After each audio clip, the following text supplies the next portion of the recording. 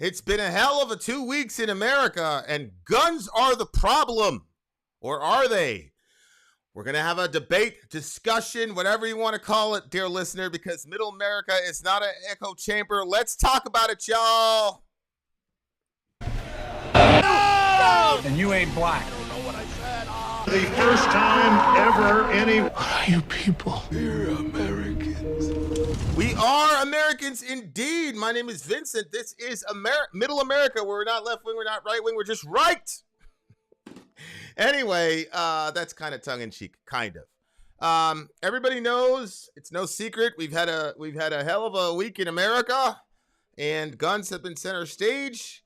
And there's been a lot of debate, discussion between left wing, right wing, whatever, about how to solve the problem. We got some people saying it's a mental health issue. It's not a gun issue. You have other people saying it's a gun issue, not necessarily a mental health issue. You have other people saying both. What about the Second Amendment? That's an explicit right in the U.S. Constitution. And it's designed not to protect you from people breaking into your house. And it's not so that you can hunt, but specifically, I think it's Jefferson that said the tree of liberty must be watered from time to time with the blood of tyrants, something like that. So the folks who are defending the Second Amendment are saying, listen, this is about protecting ourselves from government tyranny. This is not about protecting ourselves even from a home invader or a black bear, whatever you want to call it. Having said that, dear listener, the first time I actually held a weapon, I was 9 years old. I'm not going to talk about the specific circumstances of that situation to protect the guilty. But later on in my life, I came of age essentially in the Bronx, New York. And my friends and I got into a bad situation, and we came out on the better side of that bad situation. And because of that, there was going to be some reciprocal violence. And because the physicality had escalated from fists to bunches of people with fists to razors to people being in the hospital, the next logical step was firearms. And I had a good stretch where I did not leave my house without a heavy backpack because those dudes from the Edenwald projects wanted my life. Okay.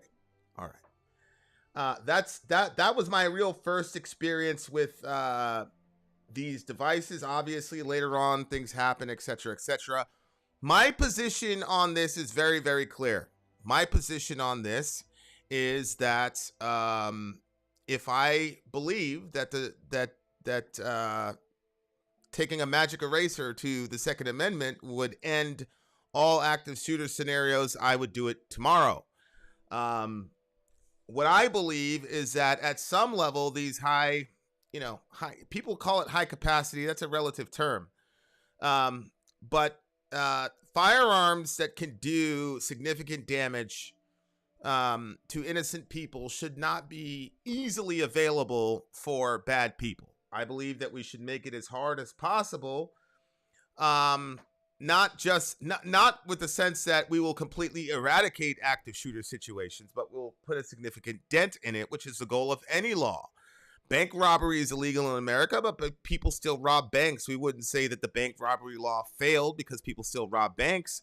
The argument is people would rob a lot more banks if it was illegal. Having said all that, dear listener, Middle America is not an echo chamber. There are people that do not agree with that position, and one of them is my good friend, Elio Mike. Now, Elio Mike is right here. You can see this beautiful mug. Elio Mike, tell the people, I call you Elio Mike, means law enforcement officer. Tell the people your background, because, you're not some guy who's looking at shit from the internet and saying, I want my guns. You're a guy who has used those weapon systems for good, right? Because you're a police officer. Correct. And then on top of that, you have also seen, I'm sure, in your career, instances where the very worst of our species has used guns in a way that I'm sure you'd say is negative. So give people some background on who you are, and what your position is on active shooters, the Second Amendment, whole nine yards. Off you go. Okay. a retired police officer. I did 16 years on the job, 13 years on a special reaction team. I was also a firearms instructor and tactics instructor. Like you said, I've seen the best and worst of weapons being used. I mean, I've handled fully automatic weapons a variety of times, and I own a bunch of my own, not fully automatic weapons, but the ARs and AK style. I grew up with learning how to use guns. I taught my kids how to use guns at a very young age. It's just part of our culture here. One of the first things I learned on the job as a rookie was police are 90+% of the time going to arrive too late to prevent a violent crime from occurring. The chances of us arriving to save you are very, very slim. And probably in my whole career, the few violent crimes that I might have actually stopped, that I did actually stop, I rode up on by chance. I wasn't dispatched to. The delay between when the call goes out, like you call 911 and it gets to a 911 call taker, they have to enter it into the call, into the screen, and it gets to get shipped over to a dispatcher. Dispatcher has to prioritize it, find the officers to send it out, dispatch the call and provide all the pertinent information, and then we have to respond. Best case scenario in a medium-sized city, is 3 or 4 minutes before we get there. And armed robberies and random assaults in the street and even home invasions, those things are done and over with in 2 minutes, So you really cannot count on the police to be there to save you. And the saying, when seconds count, police are minutes away, is absolutely true. We would love to be able to stop all the violent crimes. It's just not physically possible because time exists, My position on 2A is having that experience as a cop and seeing that we do arrive late most of the time. People, innocent, law-abiding citizens, have the right to be able to protect themselves against violent criminals. And my position on 2A is pretty much right in line with our current Supreme Court since 2008 with the Heller decision. What did Scalia wrote? The Second Amendment protects an individual's right to possess a firearm unconnected with service in a militia, and to use that arm for traditional lawful purposes such as self-defense within the home. And what was I'm sorry to interrupt you. What was the name of that decision? That was DC versus Heller, and that was specifically addressing having guns in a house, because DC tried to outlaw even having a gun in your private residence. So that was they were suits in that case. In McDonald versus Chicago, it was the same thing. Chicago tried to outlaw even having any kind of gun within city limits, and that was shot down in 2010. Yeah, Chicago is a great example of.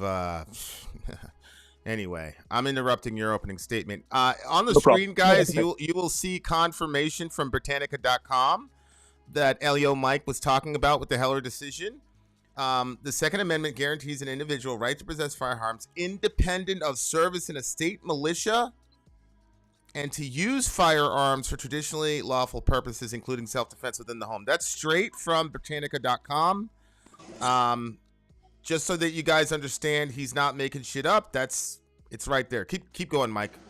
Yeah, I think it's pretty obvious that the founding fathers considered the militia, the word militia, to include or to be defined as the armed citizenry. It doesn't refer to the National Guard. It doesn't refer to the standing army. It purely refers to an armed citizenry. To the point where there was even a law in 1792, the Second Militia Act, where every military-age male was required to own. To the point where there was even a law in 1792, the Second Militia Act. Give me a second, Sadie. This is good news. We can hear you, but we also hear a little bit of an echo. So, Sadie, just mute yourself real quick, and then when it's your time, we'll be able to unmute, and then I'll mute Mike. Mike, you're good to go, bro. Keep going. Yeah, like I was saying, the 1792 law. Where they basically made it a federal law that every military-age male had to have a military-grade weapon and ammunition at all, like in his house, available in case they get called up. And this was a citizen militia that was across the board. That's obviously been since struck down. I mean, we have a long history of gun control and allowing gun ownership throughout this country. But the rules went back and forth depending on the sway of the Supreme Court. I mean, the Supreme Court changed all the time, and we currently have a conservative Supreme Court. The Supreme Court giveth and the Supreme Court taketh away. Right. The idea of settled law or precedent to me is meaningless because it really has to do with the bias of judges, and every judge has their own bias, no matter how objective they say they're going to be. That doesn't. I mean, there's no way. Yeah, right? I think so. Recent events have demonstrated that, obviously. Right. So, settled law or the fact that there was precedent for gun control in the past doesn't. In this day and age, right now, with this current Supreme Court, they've ruled in favor. Actually, we've seen across the board in this country laws that have helped people carry guns. We've seen us go from like 13 states with permitless carry up to now we have 25 states with permitless carry, what they call constitutional carry. Yeah, that's right. And aren't we one of those? Isn't Maine a constitutional carry? Maine's response. This was Maine's response to Bloomberg coming in here and spending millions trying to get universal background checks. We shot that down, and then within a year, we had constitutional carry. It was basically an FU to Bloomberg. Yeah. So Ben Webb asked the question: are you part of a well-regulated militia? Though Ben, you came in 1 minute late, though, Ben, because even though he says he's part of a well-regulated militia, and I believe him, he doesn't need to be based on the Heller decision, which is right there. Go ahead, Mike. What well-regulated means to the founding fathers, which is what matters, is well-equipped,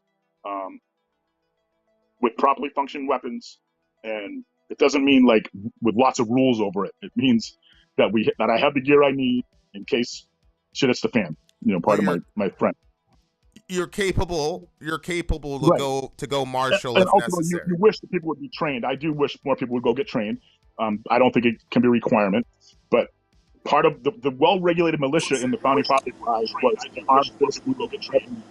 I don't think it can be a requirement. Give me 1 second, Sadie. We can hear you. Just mute, Sadie. Just hit mute, and then when it's your turn, I'll go right to you. But we can hear you. I can hear you, and we can see your picture, so that's good. Okay, all right, Mike. Land the plane on your opening statement there, Mike. Yeah. So I believe that based on the Second Amendment and as it's written, as it's being interpreted right now, and as it was intended by the founding fathers, an average lawful citizen in this country it's perfectly legal for them to have weapons on par with what's issued to our average soldiers. Okay, say that last line again with on par what we issue to our average. On par. They don't necessarily need to have M4s or M60s or M249s, but some on par with something of similar power. Technically people can. Okay. All right. So that is Elio Mike's opening statement. Now we're going to talk to Sadie. Sadie she's not going to describe herself as a constitutional expert, but she has a particular interest in this topic, and she's done a lot of research on it. So Sadie is next. I think she's got a position that's slightly modified from Mike's position. Sadie, I'm going to take you off mute in a second, and then let it go.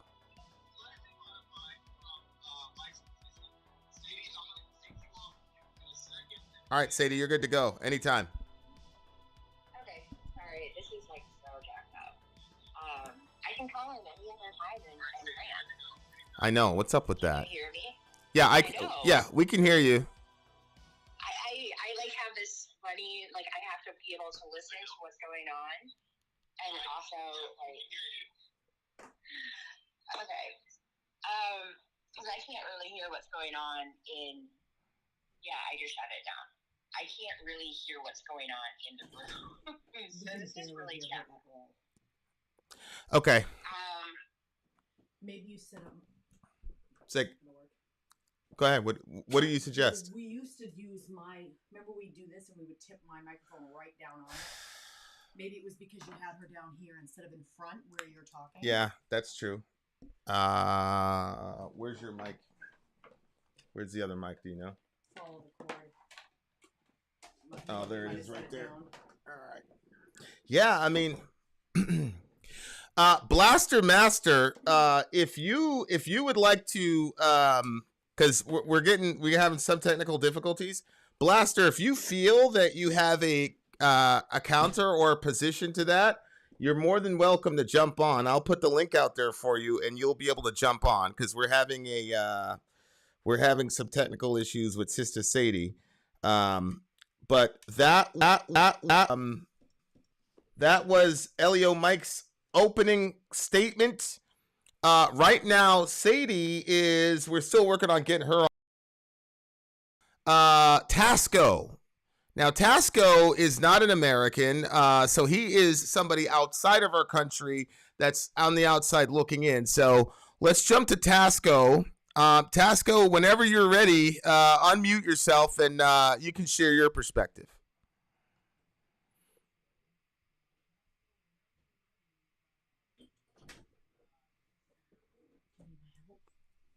Well, we're waiting on Tasco to say something.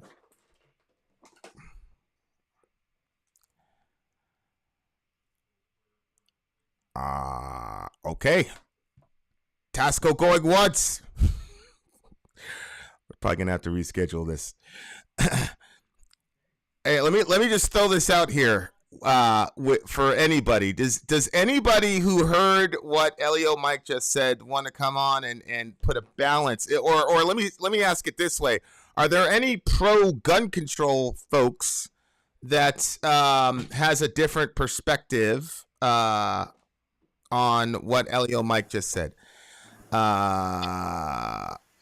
Okay, I think we got it. Hey, Sadie! Say something!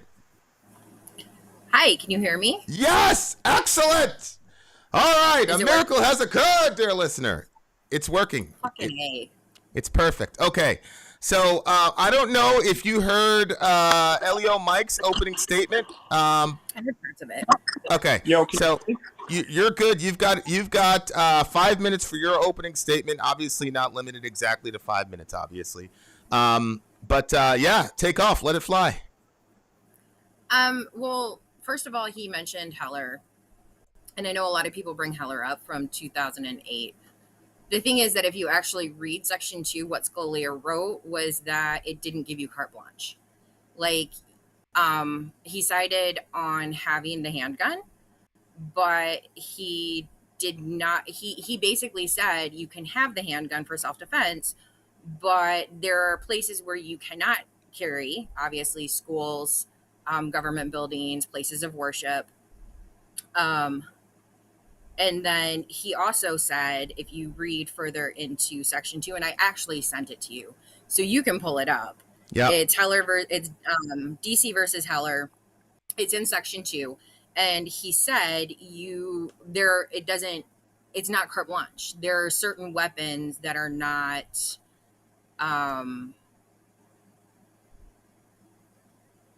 Sorry, I was looking at the comments. There are certain weapons that are just not included in that idea. It's not like you can have whatever the hell you want. Scalia put that specifically in the 2008 ruling.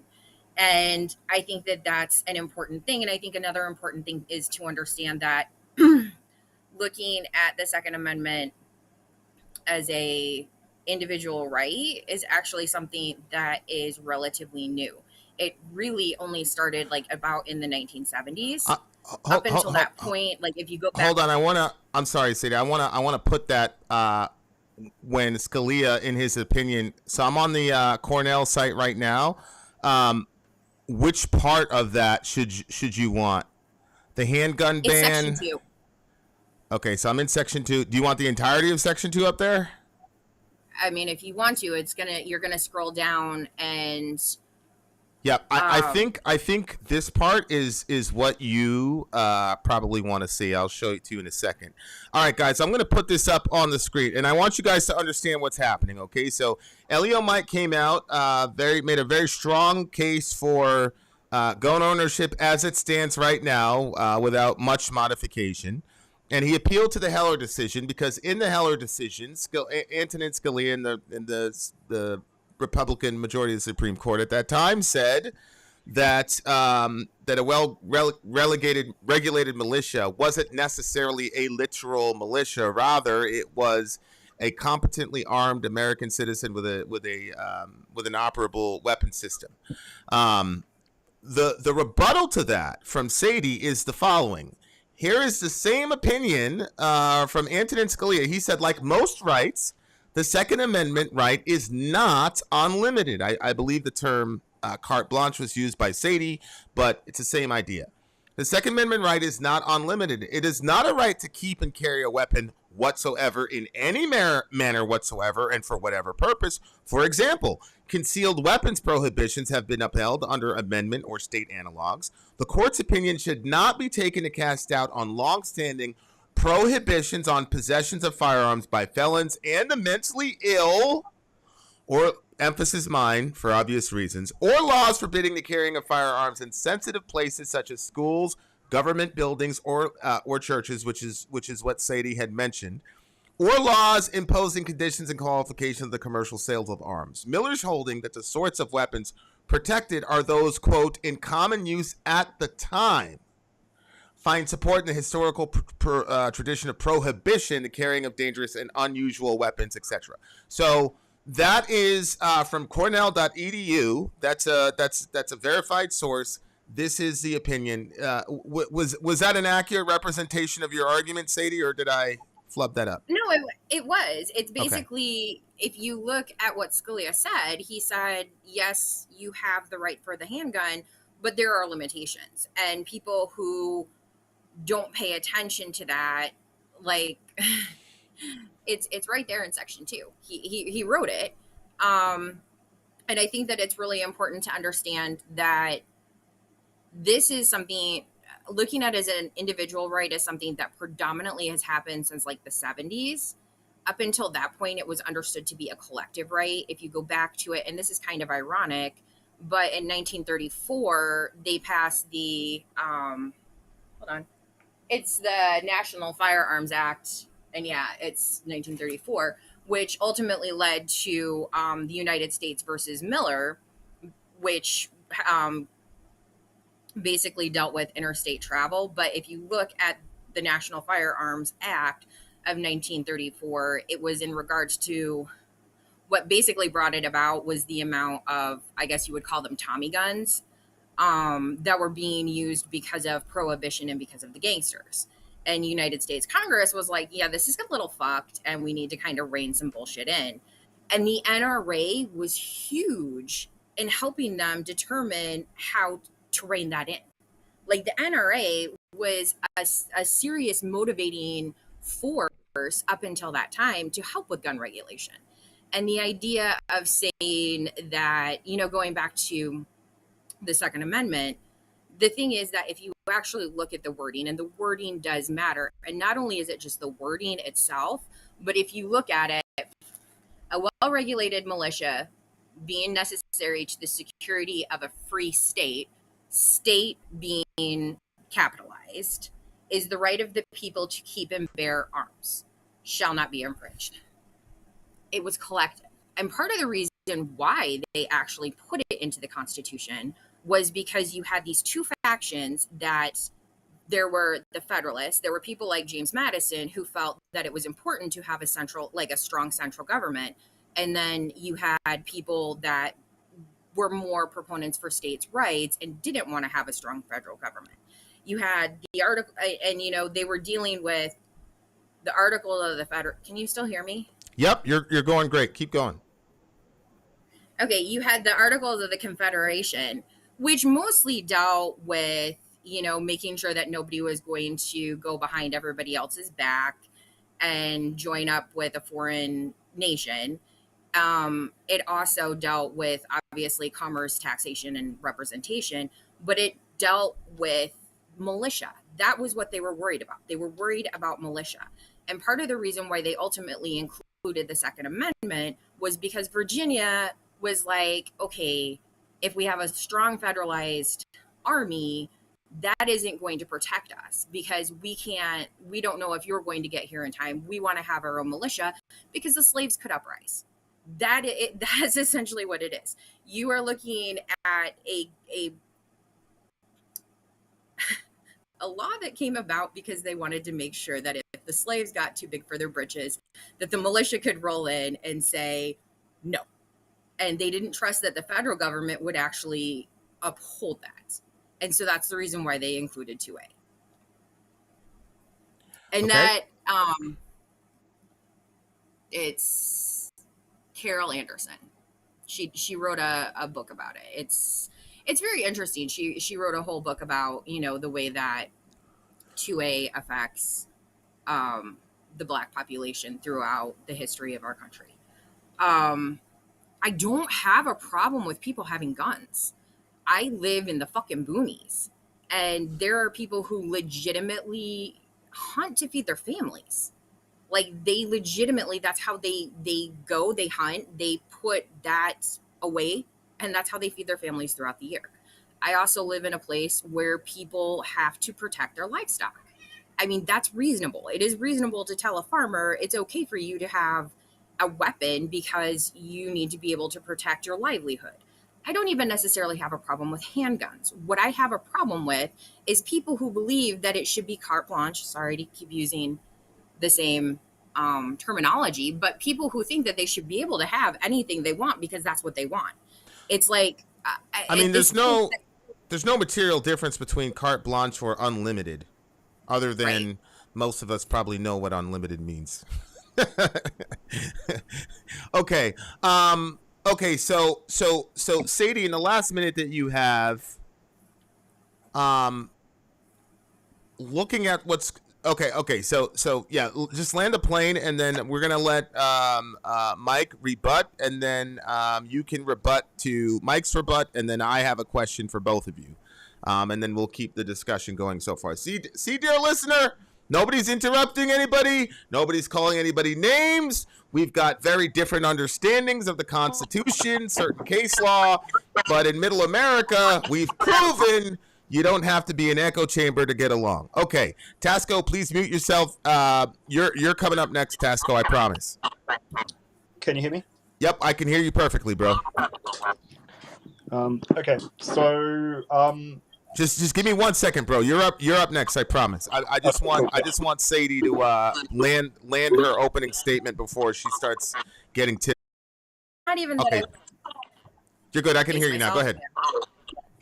I think that I don't want to repeal the second. I know that there are people far left that do want to repeal the second. I don't, because I can look around and say there are valid reasons to have guns.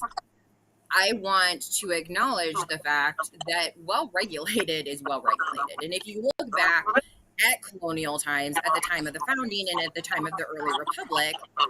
Hold on for a second. Tasco, please mute yourself. Because we're getting an echo, Tasco. Don't go. Just mute yourself. Okay, go ahead, Sadie.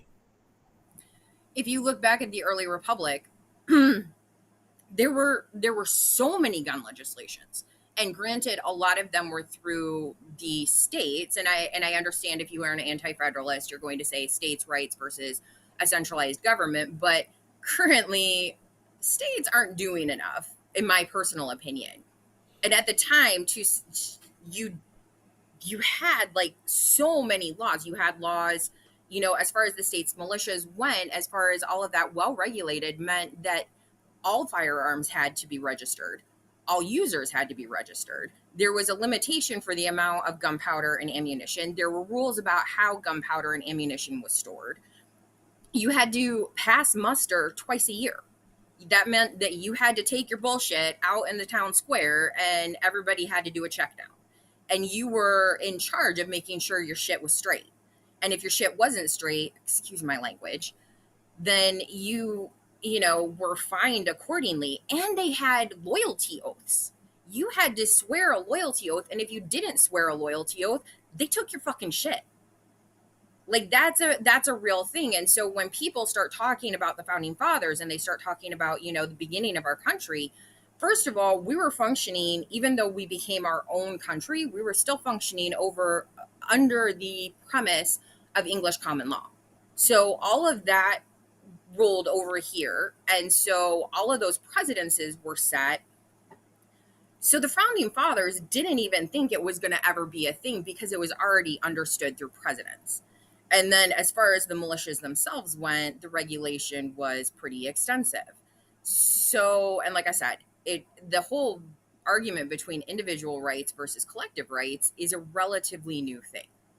Okay. So, yep, I'm sure Mike, you're squirming. I'm sure Middle Earth is squirming. What I want to do now is open the floor to Tasco. That green bar you see there is my friend Tasco. Great job, Sadie. Great job, Mike. Please mute yourselves. And Tasco, you are a foreigner.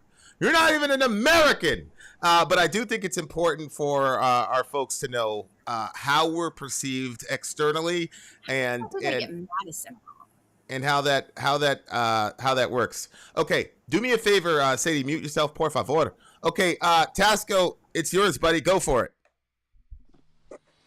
Hey guys, can you hear me? Mike can hear you. Perfect. Sweet.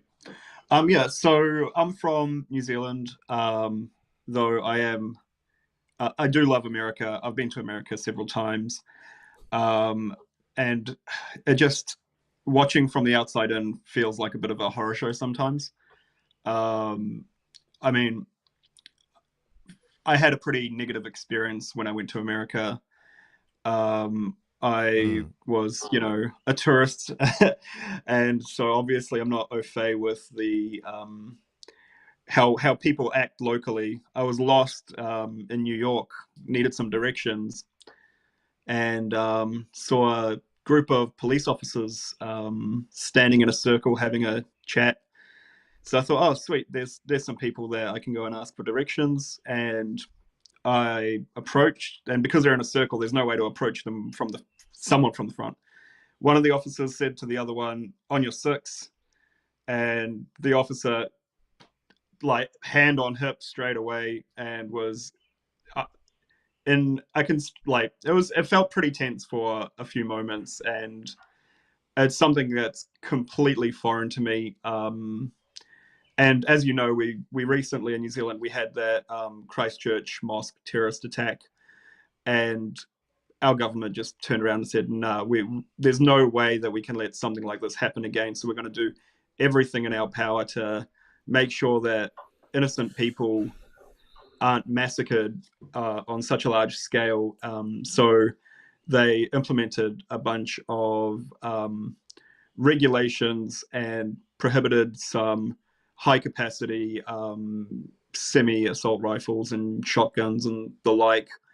And it was totally bipartisan. Pretty much both sides of the aisle agreed that a change needed to be made because some things are just more important. I do understand. I'm not here to cast judgment or throw stones. I know that the culture is quite different in America, but I do think that a change needs to be made because, to me, it just doesn't seem worth it. I mean, what you were saying earlier, Mike, about the how police can't get to you in time. I mean, I agree that you should be able to defend yourself. I just don't know that if you have intruders coming into your house that you need to have a high capacity semi-automatic, fully automatic rifle. As far as my personal experience with guns, I have shot guns on targets and claybird shooting, and it is something enjoyable. I have friends that own guns and the like, so I definitely think that responsible people should be able to have access to it. I just think that the bar, because it's such a big responsibility, that the bar needs to be quite high. That's all I'll say for now. Is there something equivalent or close or analogous to the Second Amendment in New Zealand, where you are? So because they had to, they changed the laws surrounding firearms. I mean, I'm not up to scratch with what the laws are because I don't really have to be. I'm not really hands-on with guns. I mean, if in New Zealand, if as long as you're with someone who has a firearms license, you can shoot guns. You don't need a firearms license. You just need to be with someone that does. So we've been big groups of people out, bit of fun on the farm and shooting up some targets and all that. But in order to get a firearms license, you need to do a police background check and make sure that there's no red flags involved. I mean, it doesn't feel like owning a firearm feels like a big responsibility that you need to earn, not so much a right that you're born with here. Okay. So that's what I was looking for when talking to an outsider, because I think that is, first of all, very brilliantly put, but I think that's probably one of the major differences between how the rest of the world approaches guns and how Americans approach guns. And Mike, I'm about to toss the ball to you. I want to see if you agree with that. But Americans view guns as their God-given birthright. And what Tasco just says is a gun is something that you have to earn by demonstrable responsibility and competence. Would you agree with that, Tasco, that characterization? Yeah, pretty much. Okay. Whoa, brilliant. Okay. A gun being a right versus a gun being an earned privilege that must be maintained. I think that's probably, if I was to distill this controversy, probably the essence of the controversy. Let me ask you one more question before I go to Mike. And Mike, you can rebuttal Sadie or Tasco, or bring something else up on your cycle for the rebuttal. But let me ask you a question, Tasco. You've got a genie, he's got a magic wand. I'm probably combining too many things here, but what would you do if you had omnipotent power in America as far as gun legislation? What would you do? Red flags. If people, this shooter in Texas, there were a bunch of red flags involved. Everyone that knew this person thought that that person shouldn't be anywhere near a firearms. So I think that you need, if you get too many red flags, I don't know how I'd implement this, but they'd just say, no, you're on a banned list until you can prove to us that you are responsible and sane, pretty much. Yeah. I lied. I have a follow-up question on that. Do you believe that would drastically or significantly reduce the active shooter situations that we've experienced in the last 2 weeks if you implemented such a law in America? It would make the kinds of people that from the outside seem to be committing these horrific shootings, make it more difficult for them to get their hands on. I'll give you an example. So we had the gun buyback. So before, there were a bunch of high capacity firearms that licensed gun owners could own. And then the government said, right, we're going to buy back all your firearms. And we actually, terrorist incidents are extremely rare in New Zealand. That was a complete shock to the whole country. But since then, there was actually another one, but the person was obviously known to police, wasn't able to get a hold of a weapon, this was an Islamic terrorist, and even though this person was being followed by police and was on their watch list, went into a supermarket, grabbed a knife off the shelf and stabbed 6 people. I believe that everyone survived, but I just feel like because this person was known and wasn't able to get a hold of a firearm, the amount of damage that they were able to do was quite reduced. Serious, but minimal compared to what he could have done or would have done if he had a handgun or a assault rifle. The cops were tailing him, and they took him out in less than a minute. And I just think that he probably could have done a lot more damage in that minute with a high capacity firearm. Okay, I appreciate it. Tasco, please stay around. Hit yourself on mute, and we're gonna go around the horn with the rebuttals. Mike, you're back. So Mike, let's start with Sadie's position. Sadie says, yeah, we've got the Heller decision, but even in the Heller decision, it explicitly states that you do not have unlimited carte blanche to get whatever type of weapon you want because there's a Second Amendment. How do you respond to that? Yeah, I'm not a two-way absolutist in any means, and I'm for local restrictions to a certain degree. I think then she brought up the point of state sovereignty versus the federal statutes, and I'm for a state's right to implement certain restrictions on Connecticut's magazine size ban, or New York bans against AR type weapons and magazine bans. So you're okay. I see what you're. So, are you saying that if state by state, so you're saying you would be fine with an assault weapons ban? Just No. bear with me. Just when I say assault weapons ban, just bear with me, okay? Because that's the popular, and I want to communicate to as many people as possible. Would you be okay with a state by state assault weapons ban versus a federal assault weapons ban? The way that, the way the California's is implemented, where they have you can only have a certain size magazine that has to have a magazine lock button, you can't quickly reload it. I mean, people can get these semi-automatic, what we call modern sporting rifles, can be bought in California. They just are modified to fit certain limitations on their functionality.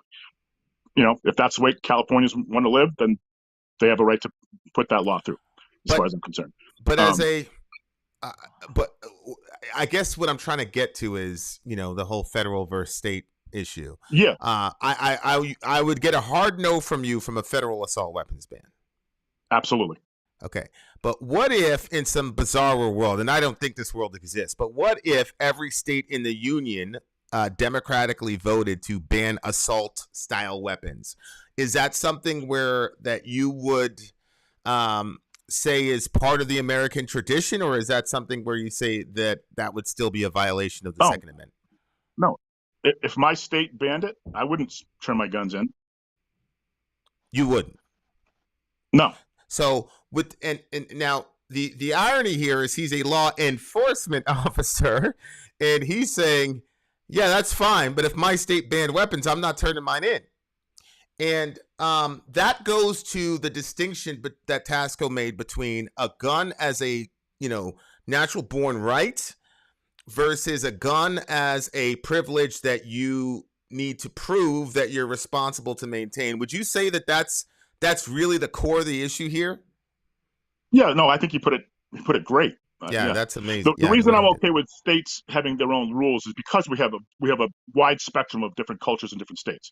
Like you said, it's a fantasy to think that every state would ban them.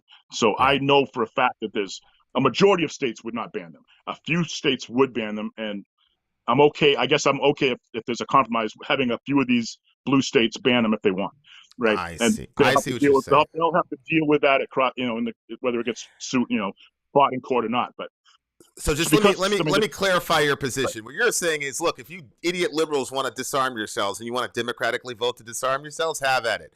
I would never do it, but I live in a state that you're assuming would never do that. So you're good with the liberals, disarming themselves. But as a matter of course, if it ever happened that Maine was overtaken by a bunch of these crazy people, you would say, that's a cool story, bro, but over my cold dead body, right? Is that okay? Exactly. This right here is what people need to understand about guns in America. Now, say what you want, call him a gun nut, say he's crazy. This guy was former law enforcement officer, and he has seen the worst of human beings, and he's probably got some PTSD. So you're going to tell this guy who's seen all that shit for his entire career, you're going to take all of his weapons away from him? He's going to say, no, I'd rather die. I mean, is that accurate? You'd rather die than give him up, Mike? Is that fair to say? I'd rather not die, but I will fight for him. Okay, so you can deduce logically what he means by that. He's not going to die in that altercation, and trust me, I just me and him talk offline. Okay, It won't go well for you. It wouldn't go well for anybody. Okay. All right. So, Mike, on a serious note, what was there anything that Sadie said in her opening, which I thought was a very, very strong opening because I was blown away. She hit the Heller thing and she hadn't even heard the first part of your opening statement. Well, I agree with every part of Heller that she talked about.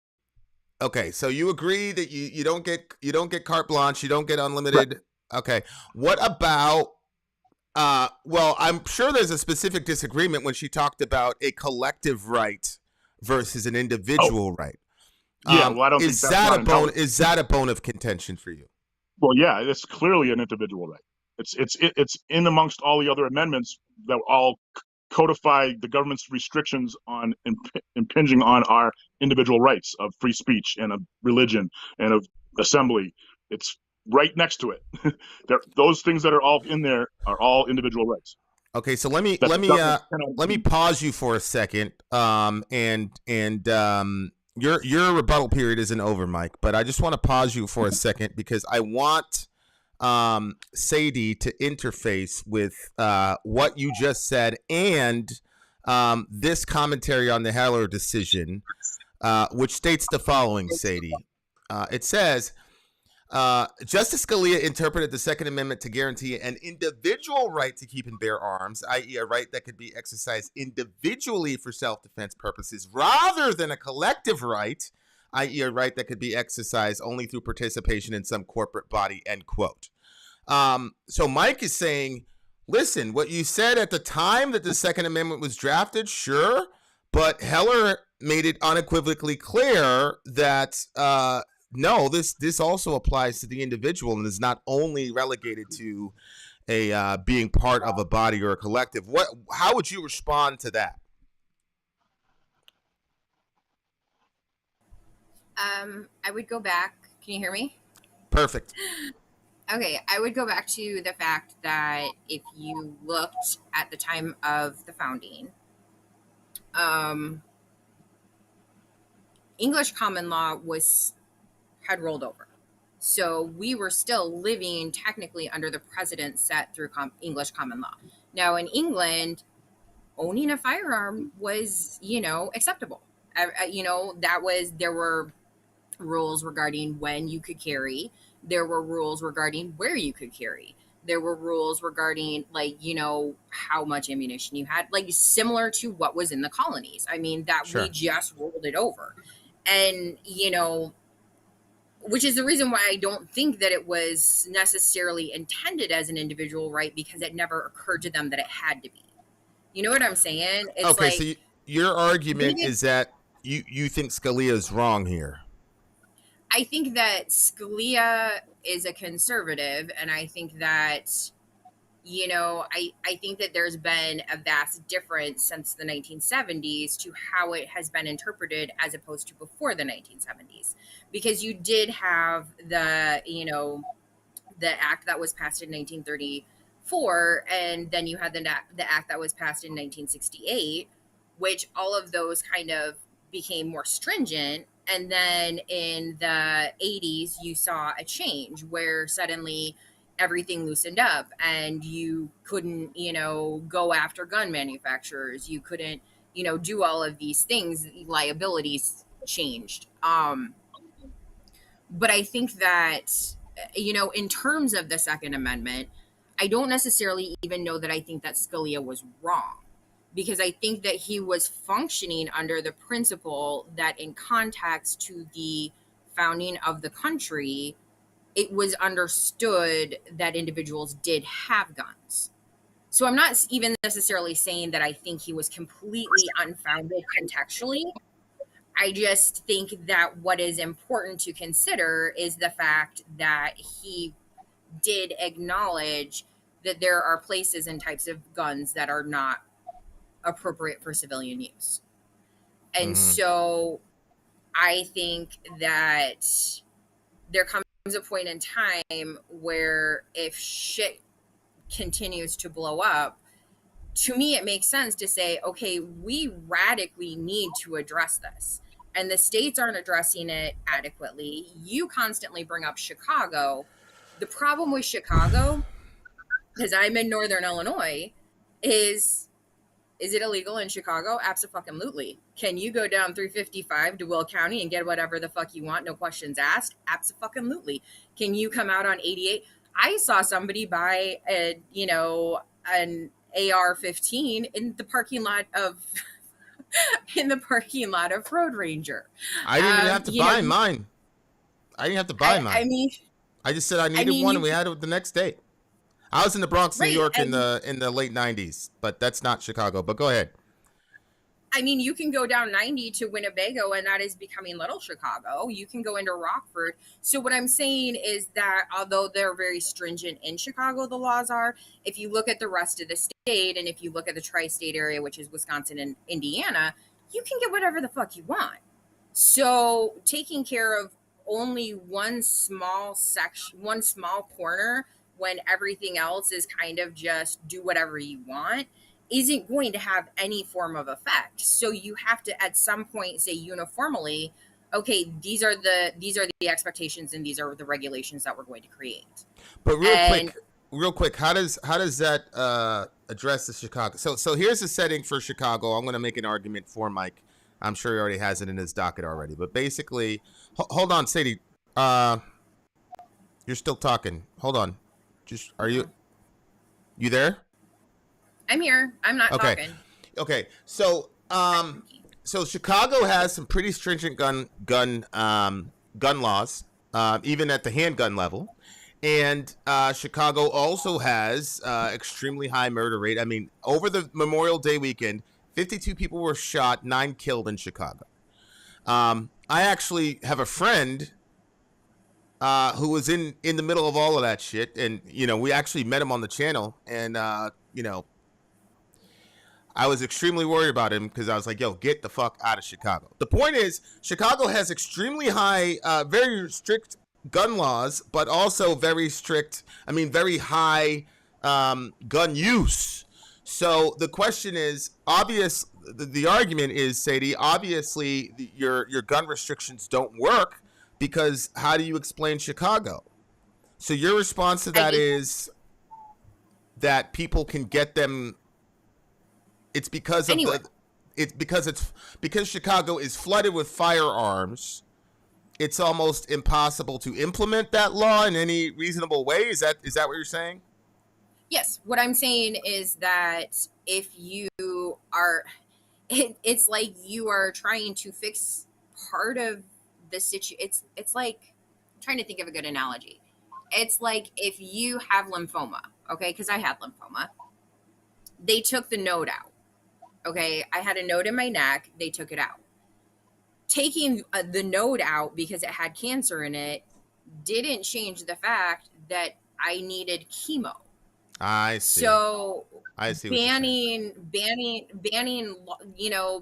guns in Chicago is taking the node out when there's cancer all around. So you have to treat the whole situation, which would be a more uniform regulation and ability to get guns and make it more difficult and have gun control and gun laws. Gotcha. Do you understand the analogy that I just used? 100%. Yeah, I usually talk about the fruit versus the root. Like you can, if you want to get rid of all the oranges in your yard, you can, spend all the time picking off all the individual oranges. And then next season, you're going to have a tree full of oranges. You got to dig the tree up by the root. Get rid of it. You get rid of everything. It's kind of, but what you're talking about is do both. Ban the guns and then have the other stuff and also give us the chemo, is what you're saying. Right. And I mean, I think that the thing with Chicago is, which is funny, it's Chicago that kind of tipped off the 1934 Gun Act, because it actually came into play after the St. Valentine's Day massacre. I think that, like I said, I don't want to take everybody's gun away. I really don't. I don't have a desire to take everybody's gun away. What I feel is necessary is regulation and, restrictions. I think that we have to, at some point, come to the table and say shit is fucked and we need to figure out how to unfuck the situation. Tasco. And Hold you on want me for a to sec. mute? Yep. Tasco, you're up. Tasco, what goes through your mind? What goes through your mind when a reasonable, articulate, very handsome Elio Mike says, "Listen, y'all, if y'all want to, emasculate yourselves over there in the blue states, go ahead, but don't come over here trying to take my shit. And if you do, it's not going to go well for you." What's going on in your mind when you heard that exchange between me and Mike? Well, I suppose I've more got questions rather than comments. Okay, well, he's right there. Go for it. Because I'm about to show my ignorance here. But how do you, the Constitution, right? Do you think that it's an infallible document that just can't change with time? I'm of the opinion that good legislation adapts to the time. Laws become irrelevant all the time and get updated. And I don't know how the founding fathers, could have foreseen anything like the kind of weaponry and the kind of damage that can be done with the weapons Like an at the answer. moment. I do have some ideas about how you could potentially reduce the chances of that happening, of the massacres and mass shootings. I think that there's a lot of other social maladies, lack of mental health availability, lack of healthcare. I think if you addressed some of these background social issues, you're going to have a net reduction in gun violence anyway. I forgot my point, but my question to Mike is, are you happy with the status quo? What would you change in order to reduce the frequency of these mass shootings? Do you think that the Constitution is just set in stone and can never even change at all? Yep, you're up. Mute yourself, Tasco. Well, I'm a strict constructionist when it comes to the actual Constitution. But the founding fathers did put in a mechanism for amendments, and we have that. Mike, define. Remember, he's a Kiwi. Define for him what a constructionist relative to the constitutional theory. I don't believe it is a fluid document. I believe it needs to be interpreted strictly on the intent of the founding fathers. Okay, so then go forward with that.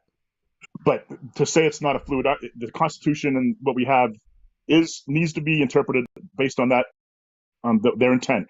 There is a mechanism for adding amendments or removing amendments, and if somewhere down the road there's the political motivation to get, what is it, 3/4 of the states and all the state houses, and it's a very, very tall task to get an amendment passed, but that mechanism is there if there's the political willpower, right? And so that's how you would update something like the Constitution, is with a constitutional what's called a state. There's a word for that. I missed it. Something off the top of my head. I can't get it. Convention of states. So you say the original document, you want to be an originalist and go as close as possible to the intention of the founding fathers. However, that doesn't mean that it's like the Bible, because you can add amendments to it, etc. Correct. Right? And there is a mechanism for that. It's just very, very tall order to get one passed. But the Convention of States, does that answer your question, Tasco? Sort of, but the second part of my question was, what would you do if you could that wouldn't involve changing the Constitution in order to reduce mass shootings? Yeah, I'm all for beefing up the background checks, the database that they use, adding more red flags, mandating people reporting these red flags, like teachers or police administrations, or specifically psychiatrists and psychologists, being mandated to report these things so they get put in these databases. But because that's not currently happening right now. I'm okay with, right now we have rules where if you have a domestic violence assault conviction, you are ineligible, you become a prohibited possessor. You can't have a gun. There's other violent acts that could go in there, or violent threats that could go in there into that database. Mike, can we go back? Because I was looking at the comment section. Did you say that you would support a sort of statewide or federal database of what did you say, folks that are like mentally disqualified for? No, I mean adding to the one that we use right now. I Gotcha. mean, when you go buy a gun in an FFL, you fill out your form 4473, and that gets submitted to the FBI, and they run your background check, and it gets put through it gets checked through a database to see if you have any red flags or any criminal convictions and all that. I'm okay with that database being fortified and added to, and more robust to document these red flags and the like. If you go back to the Aurora shooter at in the movie theater, his psychiatrist, this guy had told him repeatedly that he wanted to shoot up places and kill lots of people, and that psychiatrist never reported it. Well, isn't there a HIPAA situation there as far as that's one of the there's been some court rulings that HIPAA doesn't apply in these cases. Oh, okay. And was this one of them? It might have, the response to that might have been this ruling that HIPAA doesn't apply. I don't know exactly, but what I'm saying is somebody had prior knowledge of this guy wanting to do these kind of things, and we need to create a mechanism where people who hear these threats and hear these fantasies can report these people. So let me ask you this. Let's say Maine didn't have that currently as a statute, but I wrote it in and we had it up for election. Would you vote for a suspension of HIPAA in that circumstance? Would you vote for that for this state? Sure. Look, HIPAA only applies to like medical documents. HIPAA, guys, is about basically medical privacy, right? But really comes to but like, if there's a threat to the public, that doesn't violate HIPAA. Okay, well, if you're running around killing cats and shit, then you're a threat to the public. Exactly. But Task, I want to get to Sadie because she's been patiently waiting. But Tasco, just emotionally, Mike is saying, yeah, man. I mean, even if you had a change of the amendment of the Constitution, like where you had, let's say you had 95% majority, right, all across America. Mike is saying, even if that passed that way, he is not giving up his guns, period. And then obviously, if the government tried to take those systems, then you can fill in the blank. What goes through your mind as a foreigner when you hear that, Tasco? Well, I mean, I understand that the culture is quite different, and people, they see it as a right to own a firearm. So I can understand why that mentality exists, and I understand that trying to implement any kind of firearms ban across the board would probably result in, I mean, who knows what kind of violence might happen. But just so I understand, because rights are generally seen as universal and can't be taken away, you say that red flags, so individuals should be able to have their rights taken away to own a firearm based on their background and mental history? That's a question for you, Mike. Sure. Yeah, I do believe this all should be based on individual.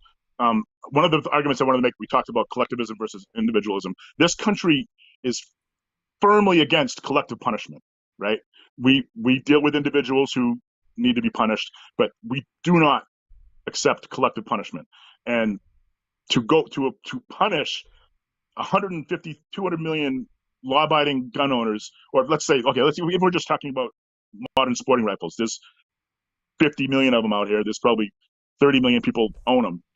You're going to instantly just punish 30 million people across the board. This is of course the people that want to ban them. That's collective punishment, and this country doesn't stand for that. So I'm all for individuals having, individuals can be stopped from owning these if there's red flags, or if they've committed crimes, or they're felons, or whatever the rules are. They can, I'm okay with this being dealt on an individual, person by person basis, but any kind of collective punishment, I'll fight against. Okay, till my dying Sadie. day. I believe you, Sadie. You've been scurrying all over the place, but patiently waiting. We're gonna unleash the Kraken, the red-headed Kraken. Go for it, Sadie. Okay, the redheaded Kraken, the redheaded stepchild. First and foremost, the Constitution is a complicated subject for me because if you think about it, when the Constitution was written, I couldn't vote. You weren't even a human then. I mean, let's be honest. Let's talk about it in real time here. You're addressing the originalist approach to the Constitution, is what you're saying. On multiple levels. Yeah. Like I said, first and foremost, I was my husband's chattel. You did not exist as a complete human being. I was property. I mean, that was a compromise that was made. I mean, you weren't even just property. You legitimately were not a full human being. I'm gonna have another drink soon. So you need to keep that just in so people context. understand. In the Federalist Papers, I mean, I could show you guys the screenshots if you need them. But literally, the conversation was, how do we can't put these people on the census because census are only for persons, but we still need to track them for purposes of taxation because they're generating revenue. So they are not to be considered They're not to be considered persons in the census. So that's not the category for Negroes. The category for Negroes is on the other side is property for taxation and representation of the landowner who had enough capital to, et cetera, et cetera. The point that she's making, which lands to a degree with me, how originalists do you want to be? Go ahead, Sadie. Was that pretty much what you're saying? Well, yes. And I mean, obviously it was taxation and it was also representation because the South knew that if they didn't include the slave population, they would not have a fair amount of representation in the North or compared to what the North had in population, but they didn't actually want to pay the full taxation on their slaves. It was a clusterfuck. Also, so we've got to take that into consideration. Also, if you look at the Founding Fathers and if you actually look at the correspondence, I'm a nerd, so I like to read the Federalist Papers, the Anti-Federalist Papers. I've read, the correspondence between Jefferson and Madison and all of the Founding Fathers, yada, yada, yada. Jefferson thought that the Constitution should be scrapped every generation. Roll it up, burn it, and fucking start again because, chaining the generations to come to a document, Jefferson said that's fucking asinine. I mean, granted, he wasn't there. He'd fucked himself off to Wait, did he said that in a correspondence with who? Oh God, it wasn't Madison. I can look it up and I can find it to you. I can send it to you, but he legitimately basically said every 19 years you should scrap the Constitution and you should start over again because you cannot bind the generations to come to where we're at right now because time changes. And like I said, Madison is the one that predominantly wrote the Constitution. Jefferson had fucked himself off to France. But it didn't change the fact that his input was greatly used and is greatly cited when it comes to the Founding Fathers. He recognized the fact that as a Founding Father, using the Constitution into, perpetuity, was unreasonable. And they do have, obviously, the ability to make amendments, and that's important. Do you see that on the screen there? Yeah, you found it. Yeah, the only thing I would say is that that's the state constitution, which is obviously different from the federal constitution, although in my mind, the principle is still the same. Yeah. Right? Like, why would that be true why would that be true at the state level, but not at the federal level? I'm not sure. But I'm just, me, I want to be as accurate as possible. But Jefferson did say a constitution should be revised every 19 to 20 years. He did say that, and he wrote that in a letter. That's factual. Sadie was correct conceptually Yeah, you can make an argument there's a difference between state and federal, but in my view, the same principle that applies to state would still logically apply to federal. So I think it stands, and there's the proof there. Keep going, Sadie. Just wanted to validate. Well, it I for you. mean, just as a side note, Jefferson is always going to say state before federal because he was an anti-federalist, and he considered himself a Virginian before he considered himself an American, as we would say now. Now we're Americans before anything. At that time, they were Virginians, they were South Carolinians, they were Massachusettsians. History lesson you didn't want to have. I think, you know, I think that the gun culture that we have, you were talking to Tasco about, Mike saying that the blue states can fuck off themselves. There's a general misconception amongst conservatives that people on the left don't own guns, don't believe in the Second Amendment. We don't identify ourselves through our gun ownership. Like that doesn't define that's not a defining factor of who we are as individuals. Like, we own guns. We don't, a lot of us own guns. This was something that, was really prevalent because conservatives were talking about how if there came to a civil war, that the liberals would be, screwed. I don't know if that's true, because I know a lot of fucking liberals with guns. I mean, my husband is a fucking, Marine. So is my father. I think that you're greatly underestimating the left. It's just that we don't define ourselves through guns. Like, I define myself through the music I listen to, or the fact that I'm a nerd and I love comics. I don't define myself through guns. And I don't really... Do you believe that folks who hold Mike's position define themselves by their weapons? In a lot of ways, yes. Okay. In a lot of ways, yeah.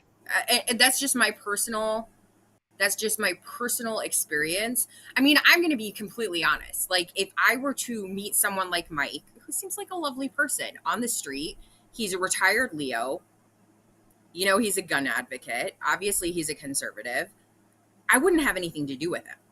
Like, I wouldn't even waste my time, because and I'm not trying to be a bitch. I'm just trying to be honest. I would not even waste my time with someone like that, because my time is valuable. And I am able to talk to moderates and centralists. And when it comes to conservatives to that point, I just walk away, because I can't wrap my mind around that kind of mentality. And also, you have to understand, I hate the police. Like, I do. I hate the police with a fire of 1,000 suns. And I have hated the police since I was in high school. So we're talking about decades here. All right. This is decades of seething hatred. No offense, Mike, because you're retired now and you seem very, very lovely. But I think that, we are so obsessed with our guns. And like, I have a friend who's from Norway, or not Norway, he's from Sweden. And he talks about the fact that here in America, people flip out if there's a nip slip at the Super Bowl, but we have such a prevalent gun culture, whereas there, nudity is completely normal, sexuality is completely normal, gun violence, they're like, that's kind of fucked up shit.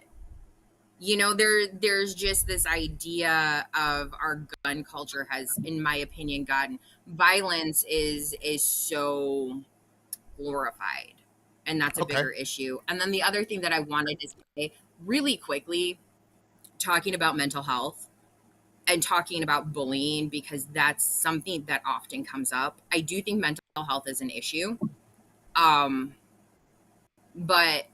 if you think about it, and you think, because people are like, well, these people are bullied, you don't see members of the LGBTQ community going batshit crazy and blowing shit up, like going into a school and fucking shit up. You don't see members of the LGBTQ community doing that. And if anybody has a fucking right at this point, they do.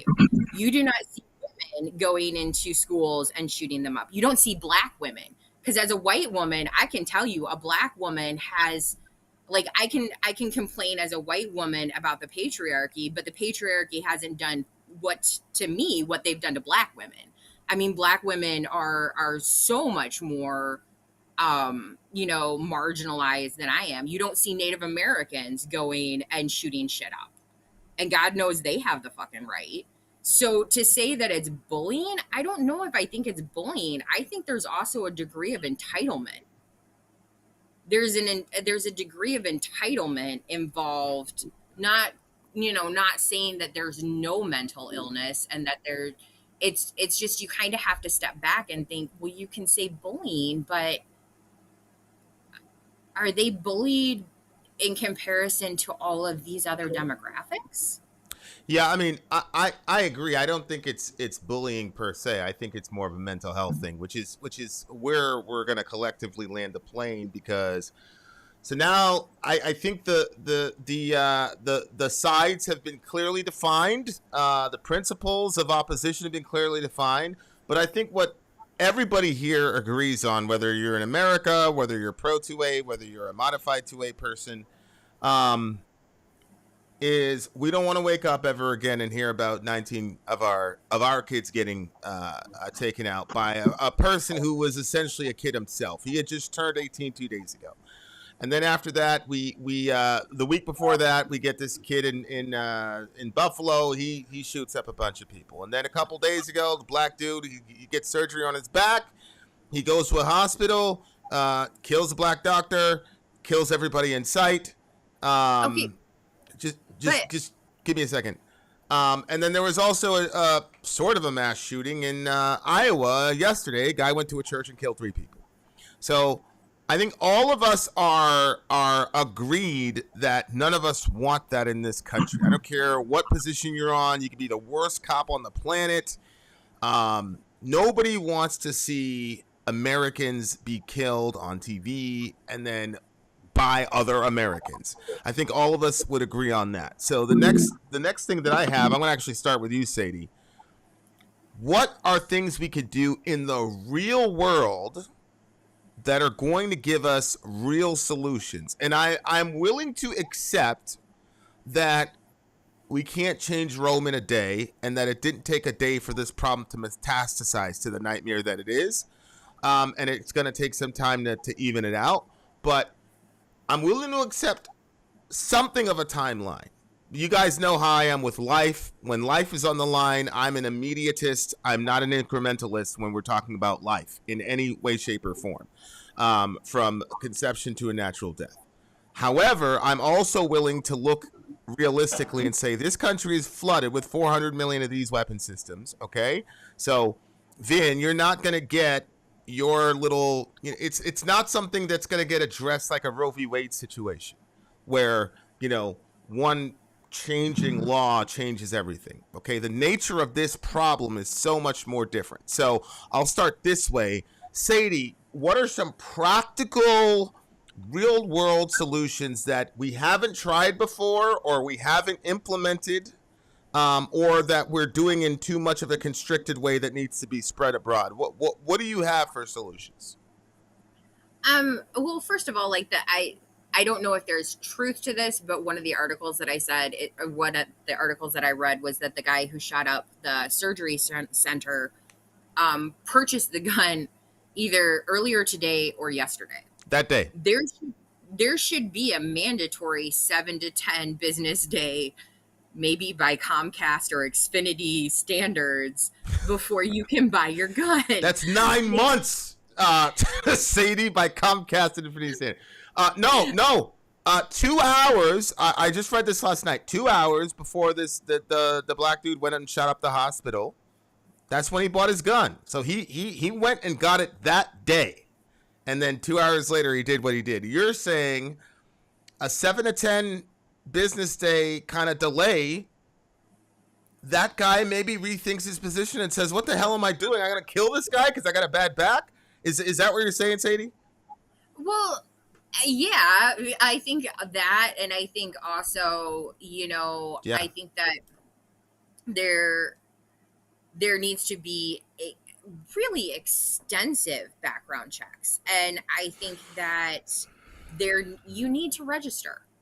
If you are a responsible gun owner, then what does it hurt you to be part of a national registration? If you are a responsible, law abiding citizen, then why would it bother you to be a nationally registered gun owner? Why would it bother you to register all of your firearms? And I think that also you should have to have, you know, I think that you should, when you do the background checks, I think not only should the background checks include you, it should include everyone in your household.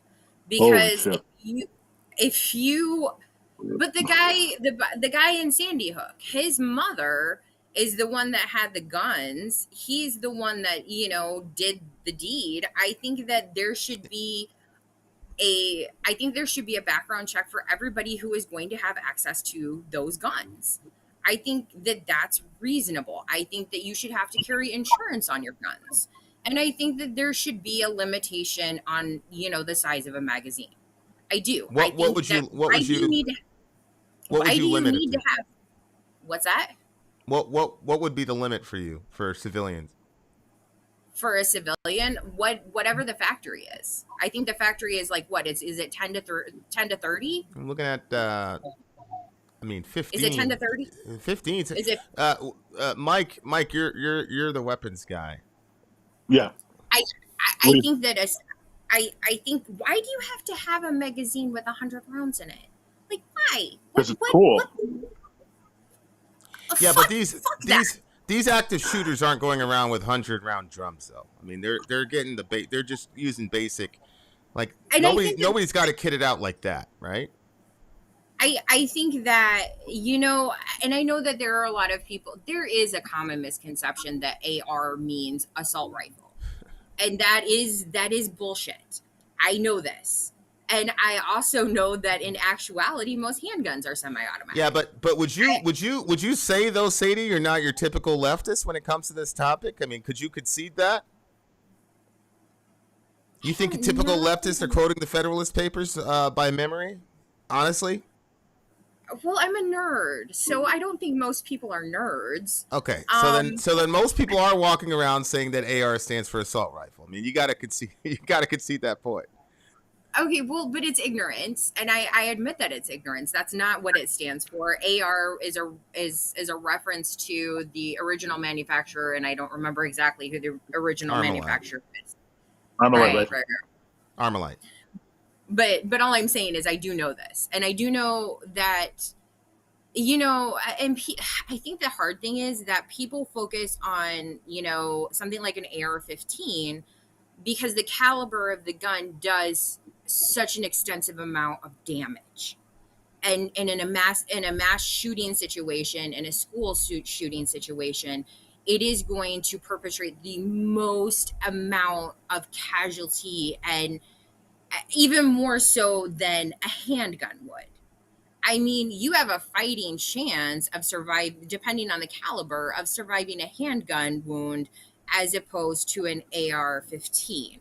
I mean, the caliber does change things. But I think that, it's not I'm sorry, give me a second. Mike, that's a 5.56, isn't it, for the AR? Yeah, 2.23 to 5.56. It's a varmint round. It's about the weakest rifle round you can get. A 9 mil well placed to do some real a 9 millimeter damage. A 9 millimeter will go through more walls in your house than a 5.56 round will. Yeah, right. So 9 mil, you can get those rounds in the handgun, right? And you have 5.56. But the problem with the rifle is that it makes for more efficient shooting. The kick is obviously 100%. A rifle is easy to use for sure. Yeah, it's the efficiency in which your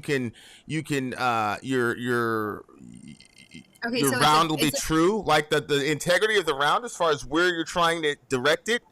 You have a better chance with a rifle than you would, distance away from like a 9mm. But as far as the caliber, I mean that's not the point. I think your point is. I think all of us will agree on the forum. In an active shooter situation, a guy with an AR-15 is exponentially more dangerous, and I mean exponentially in a literal way. Is exponentially more dangerous than a guy carrying a handgun. Would you agree with that, Mike? It depends on the person. The Virginia Tech shooter, has the highest number of kills in a college, and he used two 9mm handguns. I mean, it really. If you get hit with it a doesn't 9, matter guys, what weapon they use. If you get hit, it doesn't matter. It does matter, right? If you had a 22, right, the kill count would have been lower, right? So we gotta. I mean, come on. But I'm just letting you know, guys. You get hit with a 9, you're probably not going home in those situations. I mean, it's a handgun, but if you ask me what I would, I'm not even going to answer that question. I'm the moderator. Okay, go ahead, continue. I think, like I said, I think the 7 to 10 day waiting period, I think a legitimate national database of registered gun users. I personally think that in order, like, everyone should have to have a license, and in order to have that license, they should go through extensive training. I think that you should be required to have X amount of hours to obtain a license to own a gun. I mean, Mike, you were a Leo. You went through extensive training. Do you feel as comfortable with, okay, if between the two of us, who do you feel more comfortable with owning an arsenal? You or me? I would be completely comfortable with you owning an arsenal. She said more. Don't dodge the question, Mike. She said more comfortable. I'm not. I won't make that judgment. I don't care who has an arsenal, as long as you're. But what I'm saying is, you're saying I'm not trained. You're saying you're saying the qualification is irrelevant, is what you're saying, Mike. No, see, I totally disagree. I think that everybody who is going to handle a gun should be properly trained. I think they should be properly trained in gun safety. I think that they should be, but I don't think they can be required by law to be. I I totally disagree. I feel like we do need to have laws that were. Wait, let me, Mike, let me say back to you what I'm hearing from you just to make sure. You're saying that, if we pass legislation that said, look, the thing says well-organized militia, we understand that's the Heller decision gives us the individual right, but still, well-organized I could definitely see somebody writing a bill and saying you need to, if you're not a previous, if you don't have previous military or law enforcement experience, you need to do 3 weeks of training and pass the test before you, just like with a car, before you get the ability to own a weapon. And we could justify that constitutionally by the well-regulated language, even if it's an individual. Why would you be against that? Well, I'm going back to if the states have their own laws, and some states do require a certain amount of training to get a CCW permit, right? Okay. And I can accept that, okay. But I can't. I would just owning a gun. I don't want a licensing process for just an average person to own a gun. If they're going to, carrying concealed is different. In certain states, they want to have a permitting process, and a lot of other states they believe in constitutional carry. Would I suggest that people get trained? Absolutely, and I train a lot of people.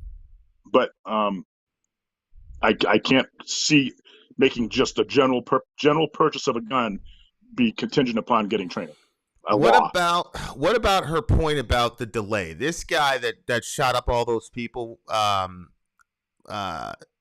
did it because he was, literally the only motive that I can find was that he was complaining about back pain, that the doctor did a botched job.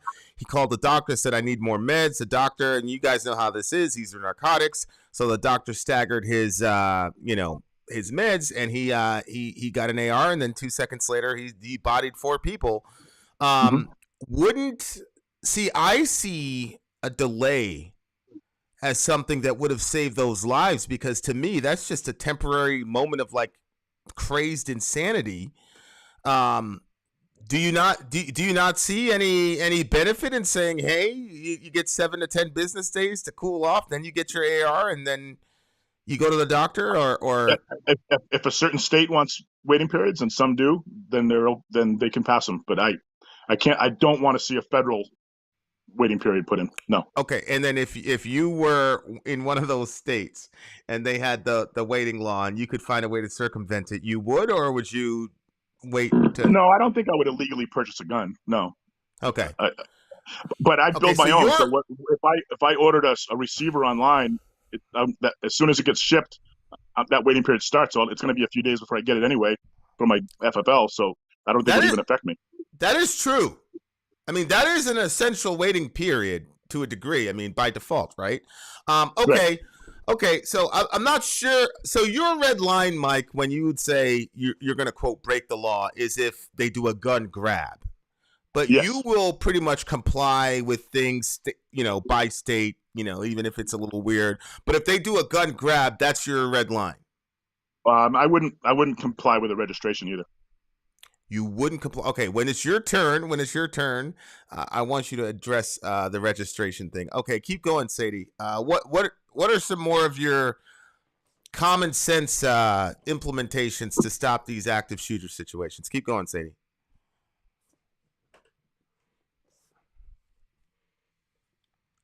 Are you on mute? Mike, can you hear Sadie? I cannot. Sadie, I think you're on mute, sis. I was on mute. Okay, you're good. I'm Keep trying going. to keep feedback from happening. Thank you. You have to have insurance to own a car. So to own a car, you have to go through driver's ed. You have to pass a driver's test. You have to have a license, and you have to have insurance. I think that considering the fact that the only purpose of a gun, legitimately, is to kill, whether you are killing a human being or whether you are killing an animal, that is the sole purpose. And yes, you can do it recreationally. You can kill a target, but you're still destroying that target. The point of a gun is to destroy. So if you have to have all of these things in place to own a vehicle, then is it unreasonable to ask for the same amount of requirements to own a gun? I personally don't think so. I don't think that that's asking too much. And if you Sadie, can I give you an audience question? Yeah. Because I loved your gun delay thing, and then Randy, damn him, came up with a scenario that's troubling me. Imagine a woman who had a bad breakup and needed a gun to protect herself, but had to wait, and the guy comes and kills her during the wait period because he's an evil son of a bitch. So he's gonna tool up. He's got his friend Snake that gives him a 9, and she's got to wait 7 days, and in that window he goes and blows her away. I believe that your solution would have stopped the hospital shooter, and I believe in the real world it would have.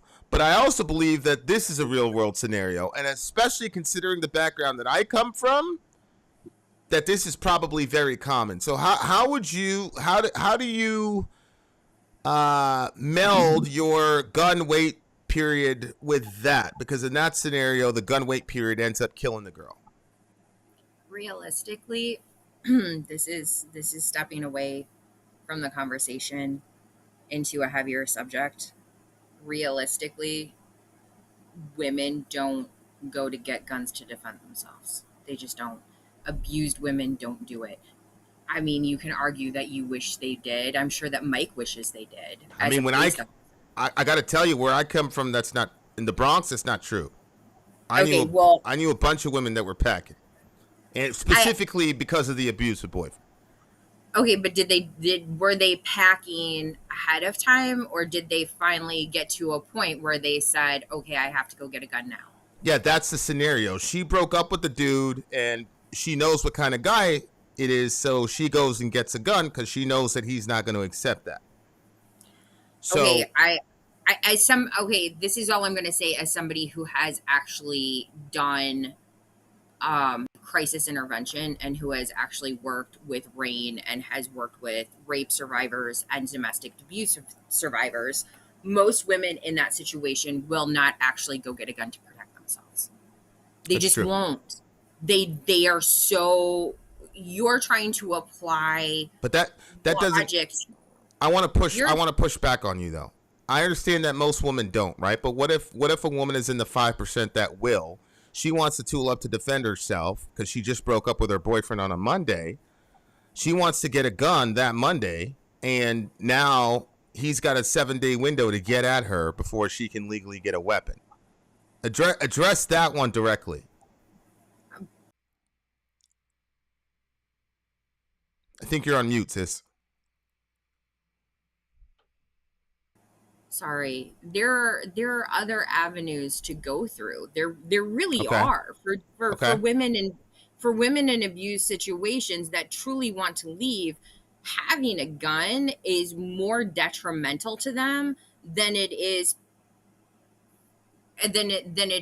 an asset, because most women in that situation, it is very likely that gun will be turned against them. I have seen it happen.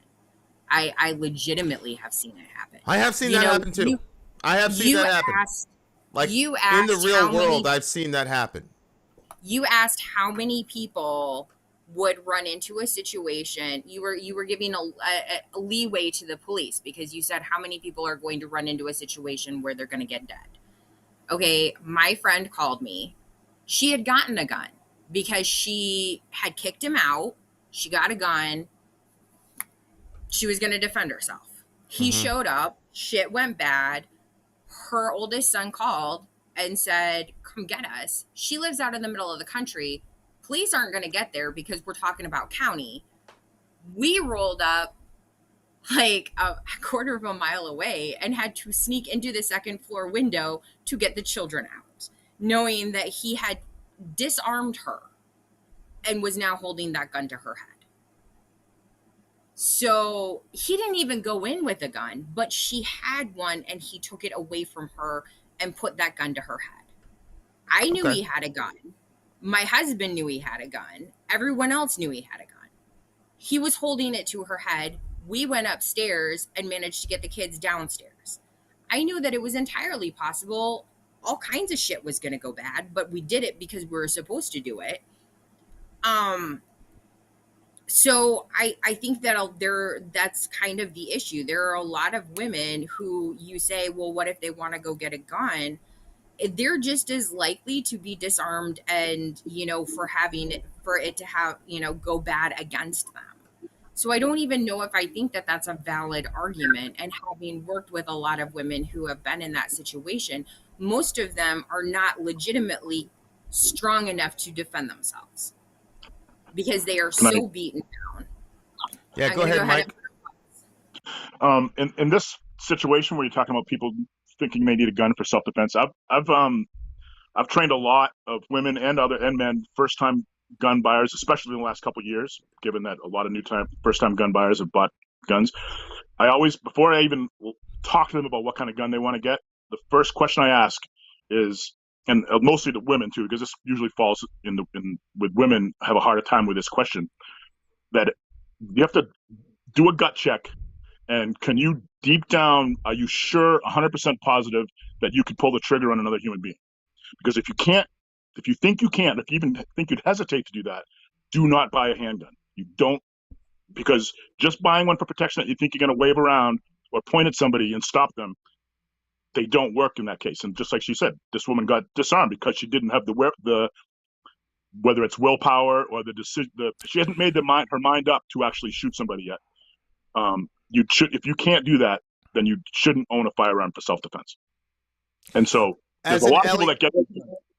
As an LEO though, Mike, is it a realistic scenario if you had a 7-day window? Can you, and you've had a bunch of domestics, some pretty bad ones. We were talking before we jumped on here.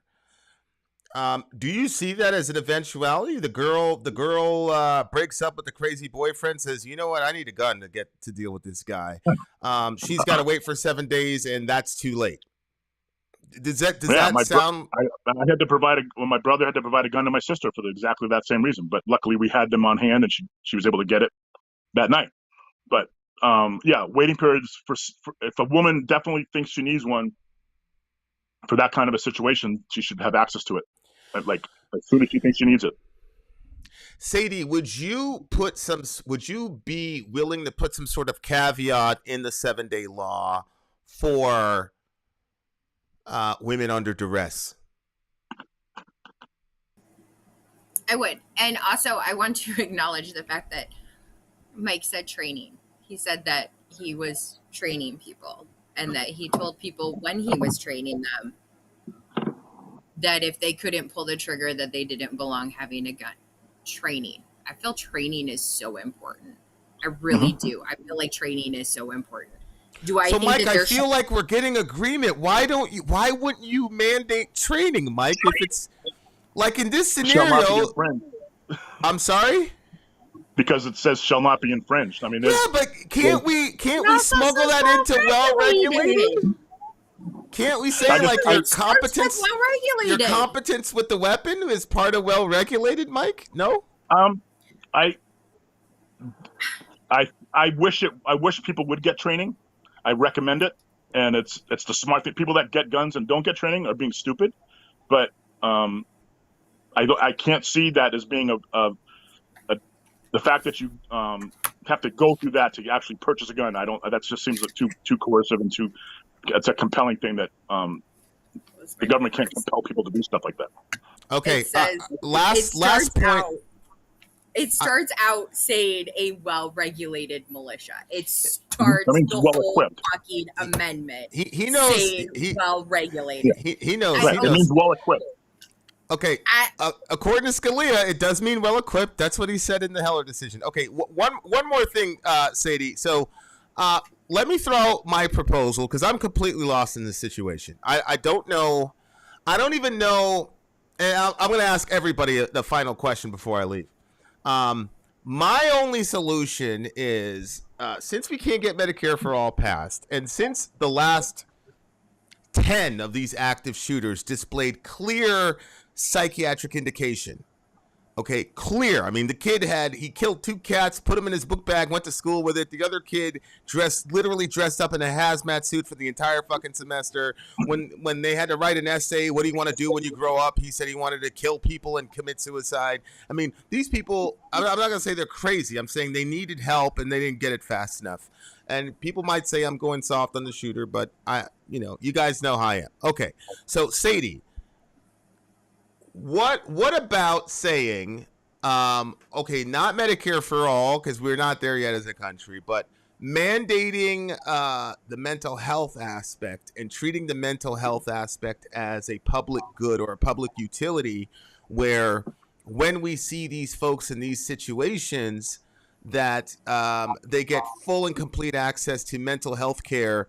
Because one of my fears is that these people are displaying this sort of suicidal, homicidal ideation, and they're acting out first on animals, which everybody knows. You start killing animals just for sport, that we're in trouble.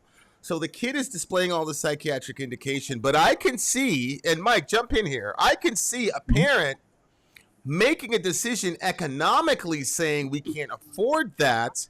We can't afford the meds. I mean, if you've got Americans who are rationing insulin, which will literally mean you could die. So these people are literally gambling with their own lives. So if we will ration insulin, what do you think when a person is showing all the psychiatric indication?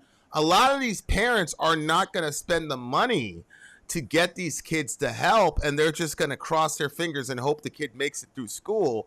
What if when the kid displayed that psychological indication, you could go and get them top-notch, psychotherapy? Doesn't necessarily need meds, although when I look at the Ramos guy, it looked like some Wellbutrin would have been helpful to him.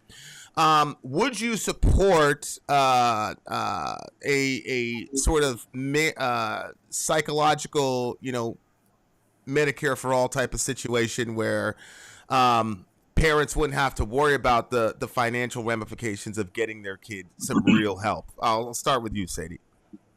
Well, I mean, you're talking to somebody who believes that there should be universal health care. So obviously my answer is yes. Okay.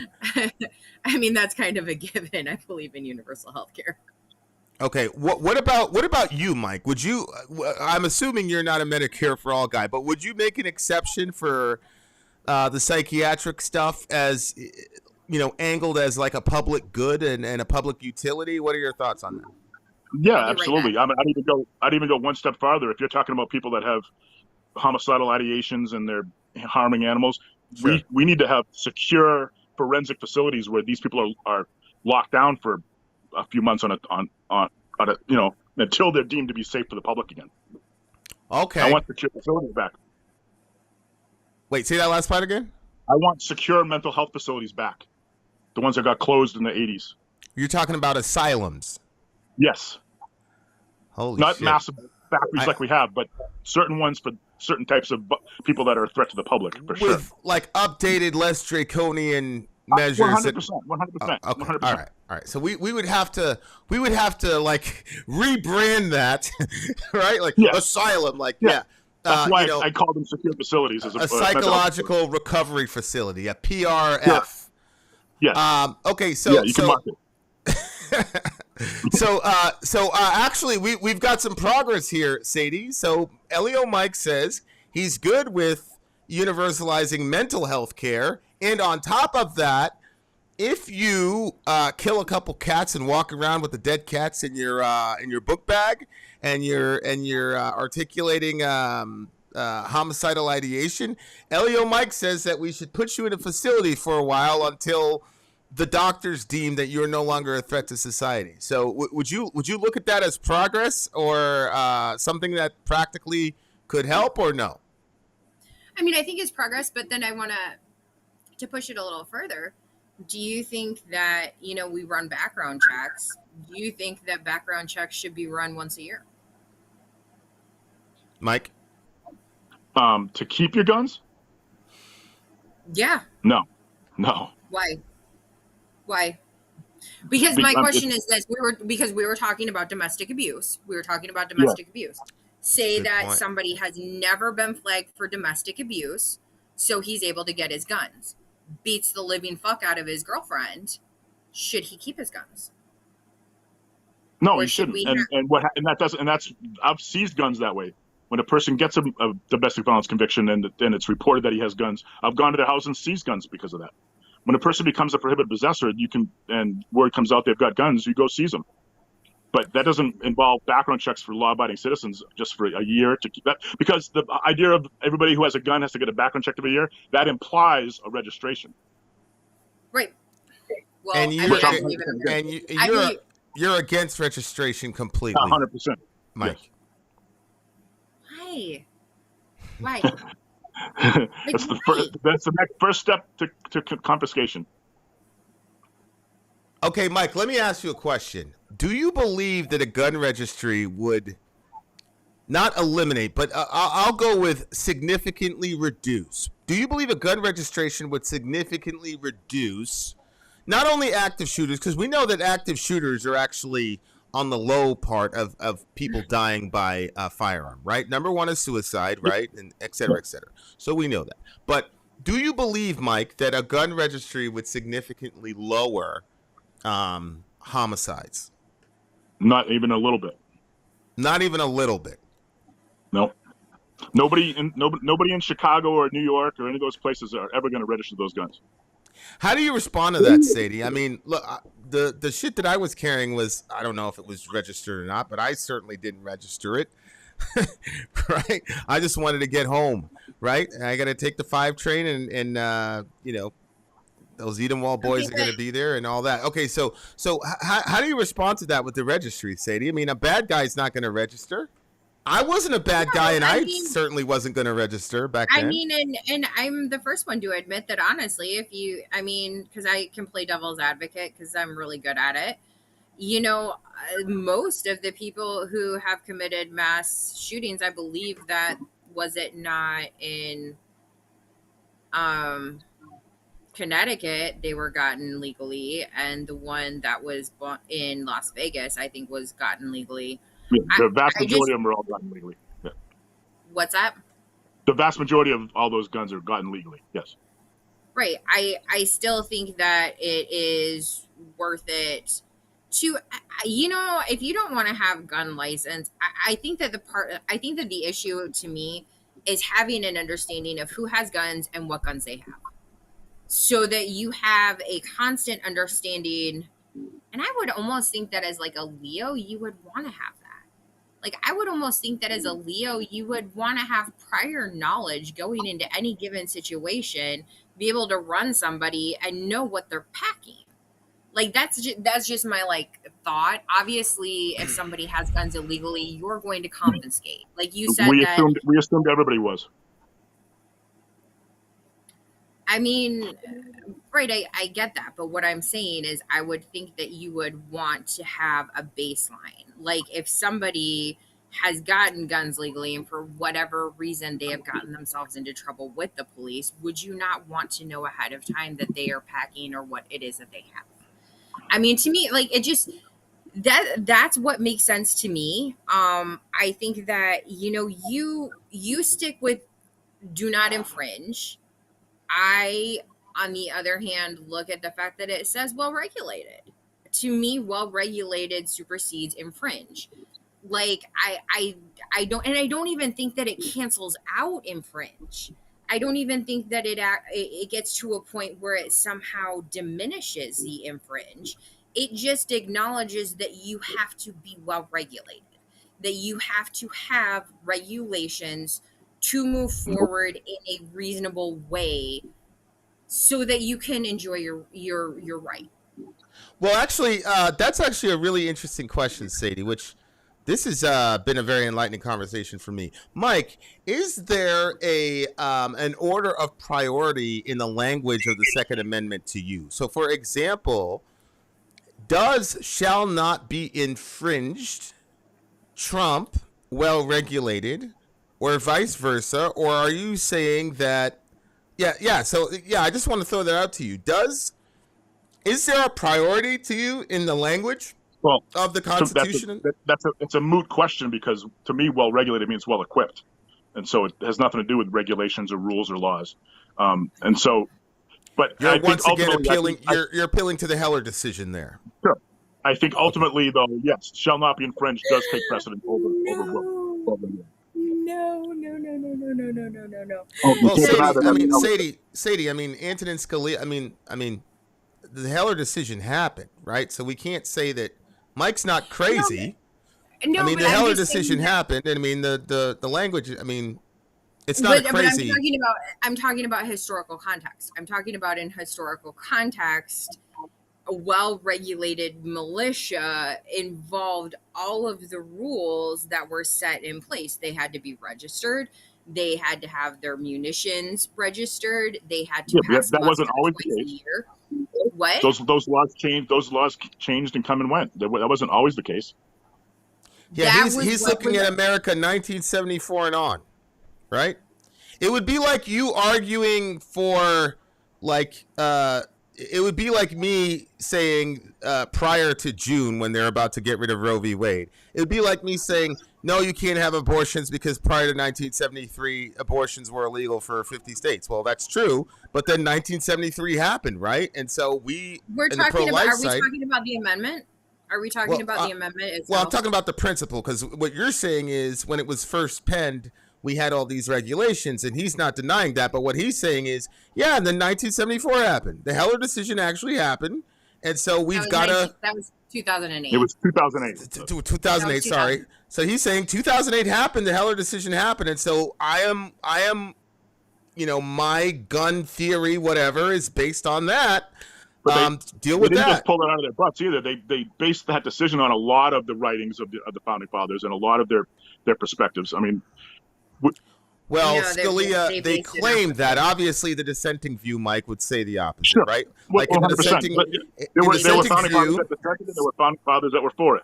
In the dissenting view, Meyer said that this view contradicted literally hundreds of judges, right? So there is a back and forth, but there was a Republican majority. So I tip my hat to you. You guys got that one. But let me let Mike land the plane here. So Mike. Okay, so we're against the gun registry. We're against the 7-day thingamajiggy. You would mandate health care and even go beyond that to protect us from. Mike, do you believe, because you've never really come out and said this, what do you think is at the root of these mass shootings? But the most recent ones, like the ones we've seen, in general. Social media. Well, not social media, the internet. There is a lot of people being pushed to extremes in forums on the internet, 100%, and they're being radicalized, and there's other people egging them on, and they're trying to better each other, and there's I definitely see that in the last rash. But what about like the Columbine, the Sandy Hook, you know? Yeah, there's a lot. I think there's a lot of I think I see a lot of like revenge, getting back at people they deemed hurt them. No other outlet for their anger. It's hard for me to get into the mind of the people that would do something like that, because but that's there's a lot of that. Right, but I think there's a lot of that. I will show them, all those people that did that to me. Yeah, but to Sadie's point, there's a whole bunch of LGBT people that get the shit stomped out of them for decades, right? They don't go around on shooting binges. I had somebody in the chat, they said, look, man, back in the days in the 70s when I was going to school, everybody had a gun and we had shooting. Yeah, that's the same thing. Yeah, we had that shit in class. So what do you think happened to where, on the one hand, it was just normal to see guns and you were doing it and nobody thought about if you had beef with somebody? I'm sure you're old school. If me and you had beef, we'll go outside, right? And we'll knuckle up, and then I'll get the best of you, obviously, and then we'll go and we'll get a shake afterwards, and we're good. You're not gonna fucking go into your truck and blow me away. Yeah. So what happened in your mind to us as Americans, where that's the instinct is no longer to just knuckle up. The instinct is now, oh, you want to talk shit about me? I'll fucking blow you away. What do you? Yeah. Well, I think you're talking a lot of the other kinds of shootings that happen with the whole respect and all that. Sure. And nobody wants to knuckle up anymore, but everybody's trying to kill each other. That's different than these lone shooters that are going into soft targets, But yes, define soft targets for everybody.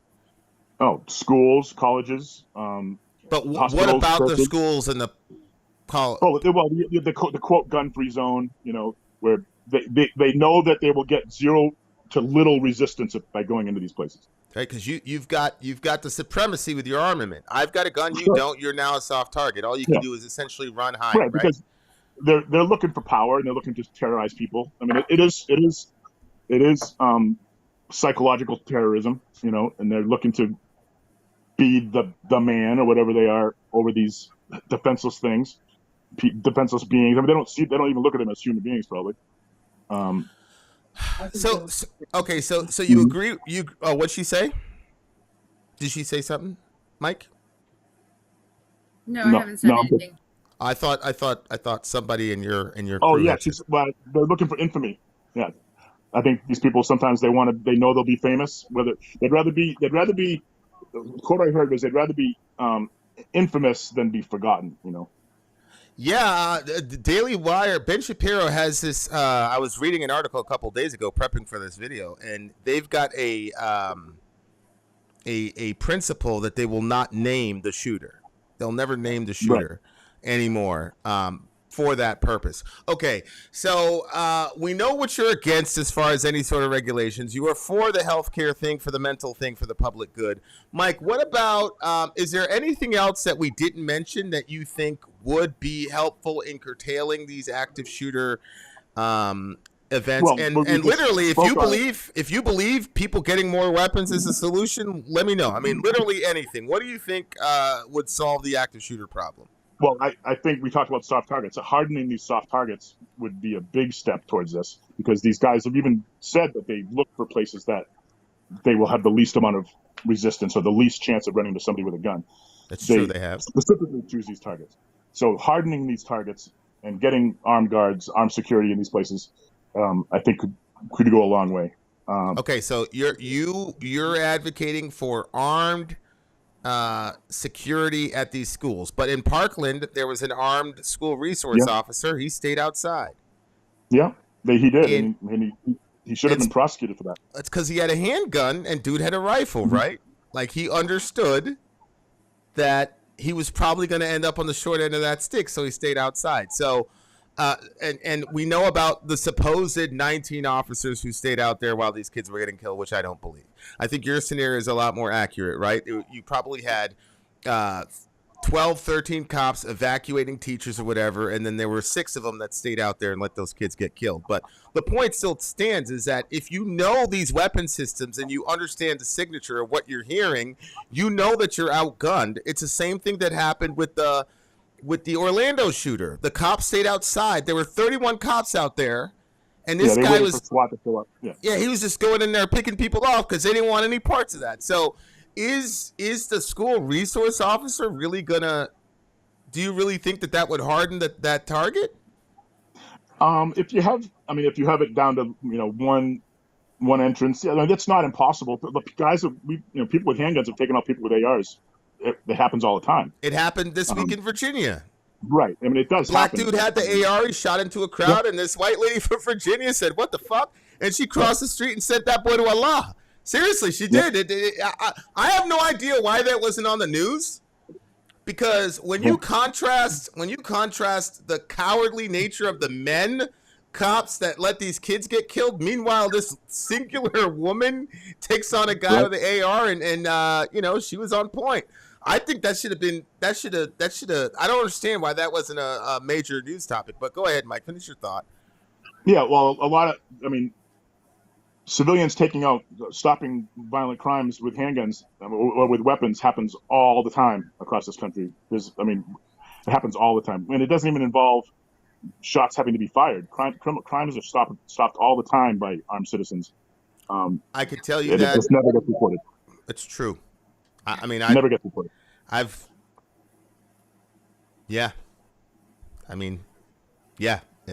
is true.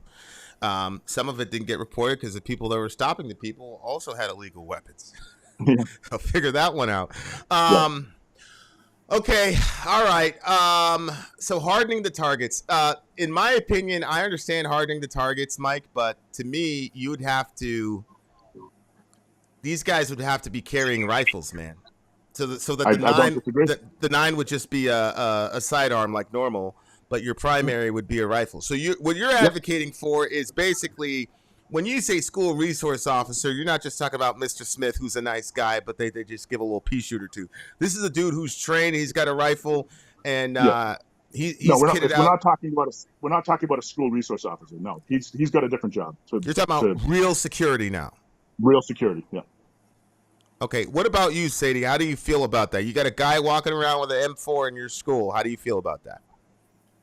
I feel that it's really unfortunate that we're even having this conversation. I think that it's really unfortunate that what we're saying, that instead of acknowledging that there's an issue and maybe curtailing the amount of guns that are continuing to be put on the street, that what we're going to do is institutionalize our children into a basically quasi prison environment. I mean, because that ultimately is what it becomes. It becomes a quasi prison environment. So that is what we are indoctrinating. You don't think so, Mike? Like when I had to go to school to get to first period, I had to put my bag through the airport thing. I had to get wanded, and then we had to go through the scanner just to get to first period. I was late all the time because my first class was on the 7th floor. They never changed my schedule. Fuck them. But you did kind of, and then we had ID cards. I still have my Truman High School ID card. I'll probably put it up for you guys later on when I edit the video. But I had my ID card. We had to go through all this rigmarole just to get to first period. Not to mention having, roaming guys, that are kitted out ready for war. I do think that psychologically you would feel like you're going to a prison and not a place to learn. I mean, you don't think so, or what? I mean, I've worked in prisons as a prison guard, so I see them as very much different than that. I mean, I see the reality of what a prison really is. I see. You're right. So she's talking about conceptually it would be like prison, but you're saying, nah, bro, I've been to prison. It's not prison. Right. Yeah, but right. But are you worried about the psychological? Are you worried about the psychological effect on kids? It may be on kids who, if they come to school at the start of a new year and all of a sudden things have changed, yeah, they might feel different about it. But if kids have grown up with that, they're not going to. It's still just school. Yeah, because I mean, it did feel like prison or whatever it was, but I mean, we got used to it, and it wasn't really a thing. But of course, it was a joke because we all got our shit in there anyway. You just go downstairs and open the gym, and then the track was completely unguarded, so everybody got their shit in that way. Well, actually, one of the guards was a Latin king, so my friend my friend Julio was able to get all his shit in there because Officer Perez was a fucking Latin king. But shout out to him, he protected me a lot. Shout out to Officer Perez. I'm like alive to this day because of him. Okay. All right, guys. Thank you guys very, very much. This was a very spirited debate. Obviously, two very knowledgeable people. I didn't have any of this information. I was able to study some of Sadie's because she graciously sent me a link to all her stuff. But obviously, these two have thought very, very, very deeply about this. I want to hear from Tasco, and then we're going to let Sadie land the plane, and then I'm going to have final thoughts. Before that, though, Mike, specifically, my friend Blaster really genuinely wants to know, what do you think about red flag laws? Blaster wants to know. Ask Mike about red flag laws. I genuinely want to know what he thinks. So tell me your thoughts on that. Yeah, I mean, I've been involved in seizing guns from somebody who had a red flag ruling against them. But the way that we did it was it took reports from people, the credible reports of whether these people were having problems or being threatening or whatever. And then there was adjudication. There was a hearing. It was an official court ruling, similar to like a protection order or that kind of thing. It wasn't some of these states want to pass red flag laws where like you don't need to actually have an adjudicated court hearing. That it just takes the statement from a psychiatrist and then they go to the police and the police will go get the gun. I'm not for those, but if there's enough evidence of a person being a potential threat to the public, and then you can convince a court, it's no different than getting a warrant at that point, right? It's basically the same level of getting a search warrant. And so there is a time and a place for that kind of situation, for sure. I've specifically taken guns from somebody who was out of their mind, and I mean, I had a family member about red flag law specifically. I had a family member who was in crisis, and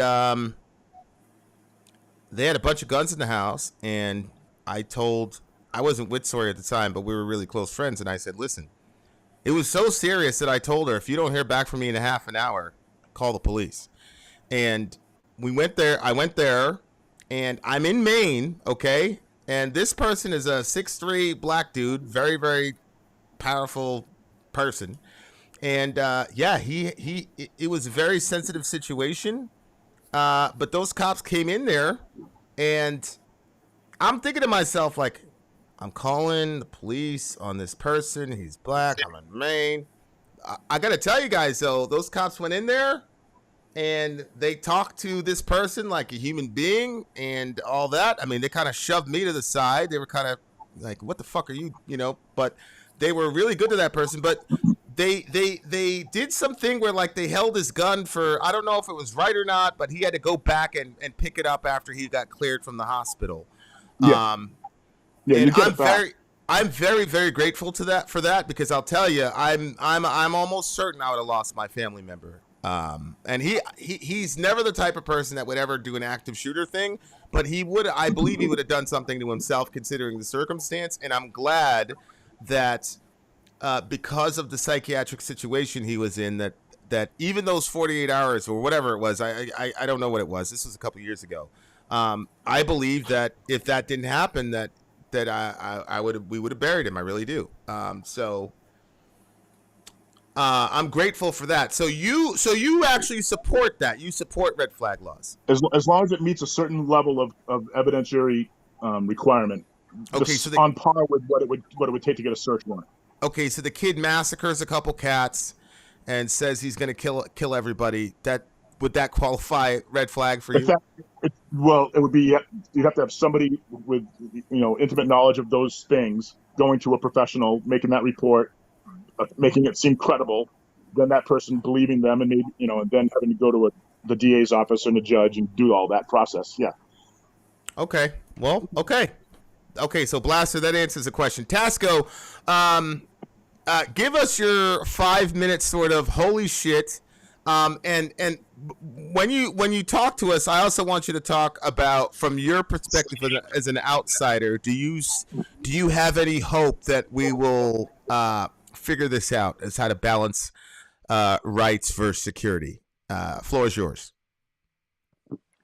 Can you hear me? Yep.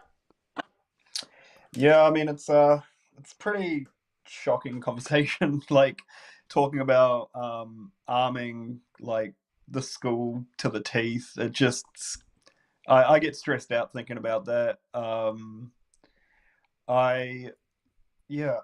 It's a tough one. It's you have to strike the balance. I mean, so I'm trying to collect my thoughts. I've been to a few places around the world, and I can tell you that I've never felt as unsafe as I did walking around LA at night. It just, everyone seems on edge, and I really think that you have to address a whole bunch of background social issues. I think that the way to help address the issue is voting for people that are going to unburden some of the social maladies that have been going on, over incarceration, and having politicians that are essentially bought by corporations. That I was going to ask Mike what he would consider a tyrannical government to be, because from my perspective, I feel like the last maybe 4 or 5 administrations would all be considered tyrannical governments. What it would take, do you think, to right, everyone grab your shit, we're going to go to war? Because the way I see it, the last few governments have been tyrannical, and no one seemed to do anything or pick up their guns. Even over the Stop the Steal thing, no one armed up.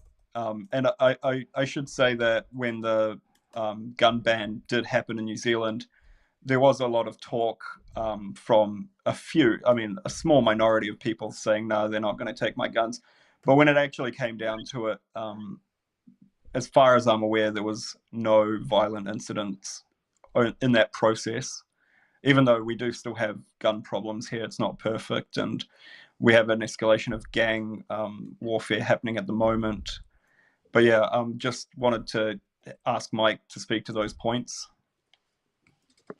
Well, clearly, if there was a gun ban that required confiscation, that's 100% a tyrannical government, in my opinion.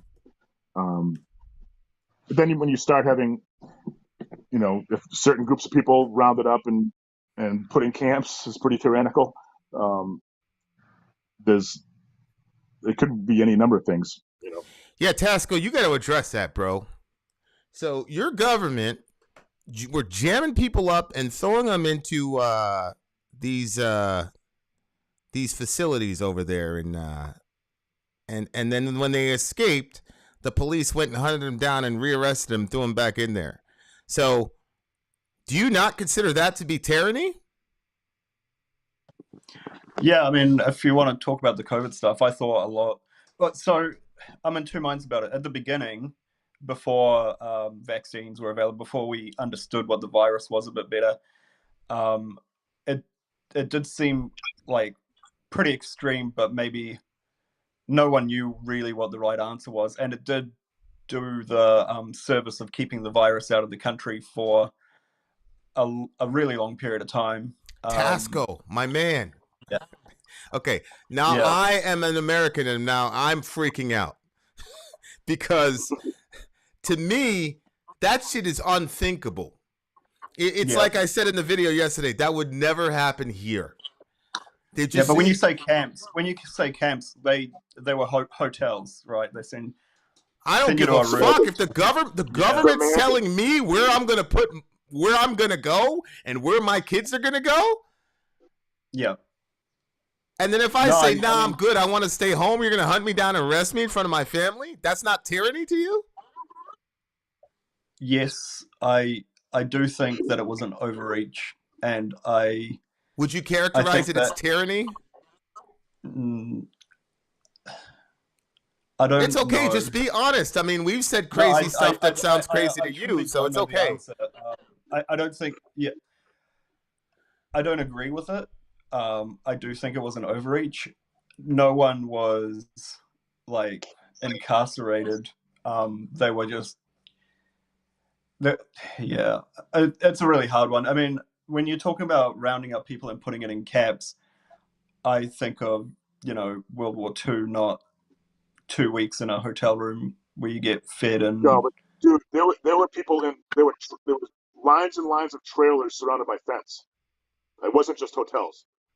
Not in New Zealand. In Australia, I think they did have something like that. I don't give a fuck if it was a Playboy mansion. You're the fucking government. You're not gonna fucking come to my place and take my wife and send her somewhere. I don't give a fuck where you're putting her. No, that's not gonna happen over here, boy. So I'm just saying. Look, some of the shit that we're saying sounds crazy to you, right? What you're saying sounds crazy to me. To even question, to me, that is the essence of tyranny. That's like the essence of tyranny. My wife is freaking out. That's insane. People go, I'm not going to say what would happen if somebody tried to do that in my house. Because I'm a pacifist. I don't believe in shooting people, Mike. Stop smiling. Stop smiling, Mike. I know exactly what you're thinking. I didn't say I was going to shoot anybody. All I'm saying is you're not going to put your fucking hands on my wife. Y'all ain't going nowhere, my fucking wife. I don't give a fuck if it's a Playboy mansion. Go ahead. I mean, well, I do care also about that, but go ahead. To me, the essence of tyranny is creating like perpetual wars around the world and acting as the world police. Okay. And who does that, Tasco? There was one side against that. What do you mean by that, Mike? The previous administration was trying to bring us home from all those things. Yeah, I don't disagree. I mean, yeah, I do think that the foreign policy was probably better under Trump, but not perfect. Tasco, no, you didn't say that. Well, Tasco, they're gonna take away your credentials, bro. Look, your government, your tyrannical fucking government is probably watching you right now. You guys probably got some folks outside ready to jam you up because you just said that, Tasco. I'm not a fan of either Democrats or Republicans. I wouldn't vote for either side. Yeah, me and Tasco are pretty much the same person in that regard. Yeah. I just, at least Trump was honest and said, yeah, we're coming for you. We want the oil, and that's why we're there. You kind of hear, after he killed, after he killed Baghdadi, he said, no, we're not giving them back the oil, not for free. He said we spent a lot of money coming over here. Oh my God, pray for Trump. Okay, so Tasco, you think that we're crazy? I think that you guys are pretty rational, but I gotta tell you, the cops showing up and coming to your house and moving you against your will and then arresting you, like, yeah, I would rather die than let that happen to my wife. I'll just say it that way. Mike didn't say I'd rather die. Mike said somebody's gonna die. It's not gonna be me. But I'm sorry, man. That's a red line for me, bro. That's a red line for me. Okay, thank you so much, Tasco. I hope the reason Tasco was here is because you guys, as Americans, we have to understand how the rest of the world is observing this. And I understand we're America, blah blah blah, but it is important to see how our friends, our neighbors, our allies are looking at this. And it's also important to show that there are developed countries in the Western world that do not have this problem on a consistent basis, and for the most part, are functioning very well. The problem for me obviously comes in when the last conversation we had, and I'm conflicted because I don't want to see active shooter situations, but I also believe that our government would have done way more horrible draconian actions and maybe even stuff like you're talking about if we didn't have a Second Amendment. So that troubles me as well because that's a contradiction internally. I want to ask you, Sadie, what is your thoughts on that? With the government coming in and putting these people in these quarantine camps against their will, how would you answer a person who says we need a Second Amendment to protect ourselves against that kind of tyranny? I think that realistically, the likelihood of that happening in the U.S., regardless of the Second Amendment, is slim to none. I think that you think if there wasn't a Second Amendment, that wouldn't happen at all? I think that it's very slim. I think that if you look at it from the course of action, and I know that there are a lot of people that like to talk about like Nazi Germany. They like to say, look at what happened to the Jews, which is a very easy point of reference, but it doesn't look at history in context to how the German government operated. Because the German government, up until 1919, when Wilhelm II abdicated, was a monarchy that was very militarily driven. He had established this great military complex, and then from 19. I'm not worried about it. Hold on. We're running out of time. Just listen to the explanation. When people bring that up, they talk about a country that only had 20 years of a republic. We have had almost 250 years of a republic. Yeah, but Australia's been around for a while too, though. What's that? This happened in Australia and New Zealand last year. Right, but I think that's why I'm saying like the Nazi stuff isn't relevant to me. The parliament is set up different than ours. They don't have the same constitution that we have. Do I think that it could happen in the United States? No, I don't think. Isn't that because everybody's packing? No, I don't think that it's because everybody's packing. I think it's because we have a system of checks and balances. We have an executive, legislative, and judicial branch. You have the House. You have the Senate. You have so many checks and balances put into place in regards to the way that our laws work. Do I think that would happen? No. And I think that people who are obsessed with the Second Amendment tell you that it's because of their guns that is going to keep the tyrannical government from taking your liberties away from you, when the tyrannical government has in fact been neutered by the way our Constitution was set up with its checks and balances. Yeah, I disagree with you there. I disagree with that because here, let me explain to you. What you're talking about is how the shit is supposed to work in theory, but that's not how it works. I can tell you as a black man, that hasn't been my experience. So what you're saying is, hey man, just rely that the people in power are going to respect the checks and balances. I'm sorry, but that hasn't been my experience. So what I'm saying is,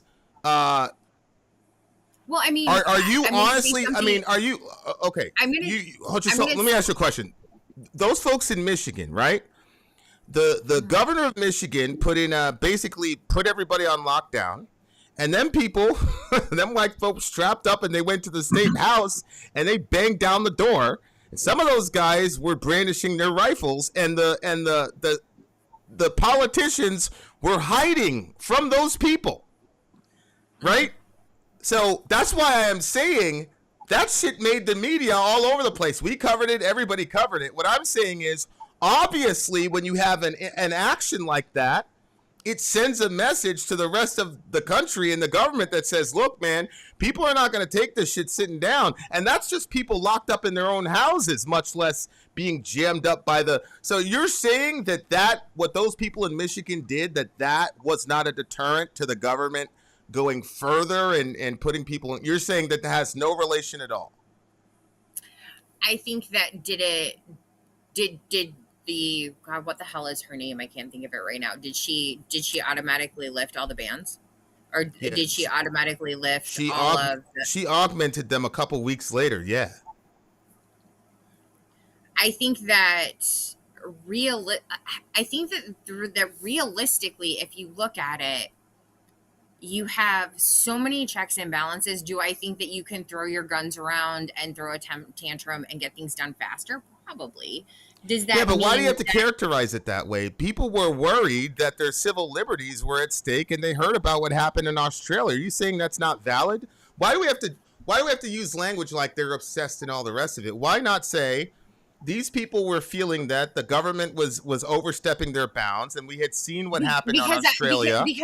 Because I feel like at this point we've gotten to a point in our republic where, and this is going off in a totally different tangent, I feel like we have gotten to a point in our republic where we are so incredibly, two things, distrustful, and also there is an overwhelming ignorance of the masses in regards to the way that our government is supposed to work. And so I think that when you combine these two things, it is a pressure cooker. I think that when you combine ignorance with fear, it becomes a pressure cooker. And I think that is what we are seeing in the country that we are living in today. And I think that it happens on both sides. Obviously, I am a far left person. Mm-hmm. So I can biasly see it towards the right, but I can recognize it amongst leftists too. Like, right. I can look at people on the left and think, do you listen to yourself? You're batshit crazy. Like they say things and I'm like, you're kind of fucking crazy if you don't understand that there has to be a commonality. What's your trust level in the government 1 to 10? What is my trust level in the government 1 to 10? In what context? Well, when you said there's a rising distrust of government, which you have to be completely blind not to obviously see that. How much or little do you trust your government on a scale of 1 to 10? I don't really know how to answer that question because that's not exactly the way that how much do I trust my government? How much do I trust the checks and balances that were established and what my government is and the way my government is? That's probably a better way to ask it. Yeah. How much do I trust the checks and balances and how my country is supposed to operate? No.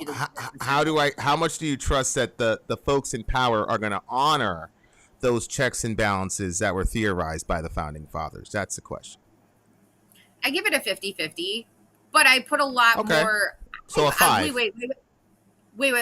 I'm going to say I put a lot more responsibility on the common man because I think that people are incredibly ignorant to the way that our country works and are incredibly ignorant to how politics and lobbying works. And I think that a lot of people want to talk about the deep state and they want to blah, blah, blah, all of these bullshit conspiracy theories and instead of taking responsibility for the fact that if you vote these fuckers in, they're going to do what they're going to do. Be more responsible with your representation. Okay, so your trust level of your government is at like a 50%. Right, which is about the same thing as my trust level with my fellow countrymen. Okay, Tasco, what about you? Now, you're going to speak for all the millions of New Zealanders in the world. Tasco, what is your trust level of your government, 1 to 10? Probably like a 7 to 8. Wow. Okay. I feel like the government that because our political system's quite different. Yeah. We have anywhere, depending on the election cycle, anywhere between 5 and 6 different parties in power that form coalitions. At the moment, we have a left coalition, and within that, you have like a more far left party and a more central left, and then there's a dead center party and right, far right. There's a Conservative Party. There's a Maori Party, which is like, yeah. So I feel that everyone, or more people, feel represented because they have more options to vote for. And I mean, if you look at the corruption, as far as I'm aware, the corruption in New Zealand is one of the lowest in the world.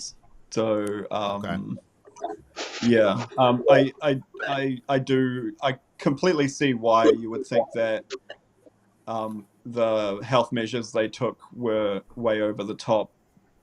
But you call forcibly removing people from their homes and arresting them when they want to go back home. You call that a health measure? Allahu Akbar. 99% of the time, it was like, you know, people were fine to do it.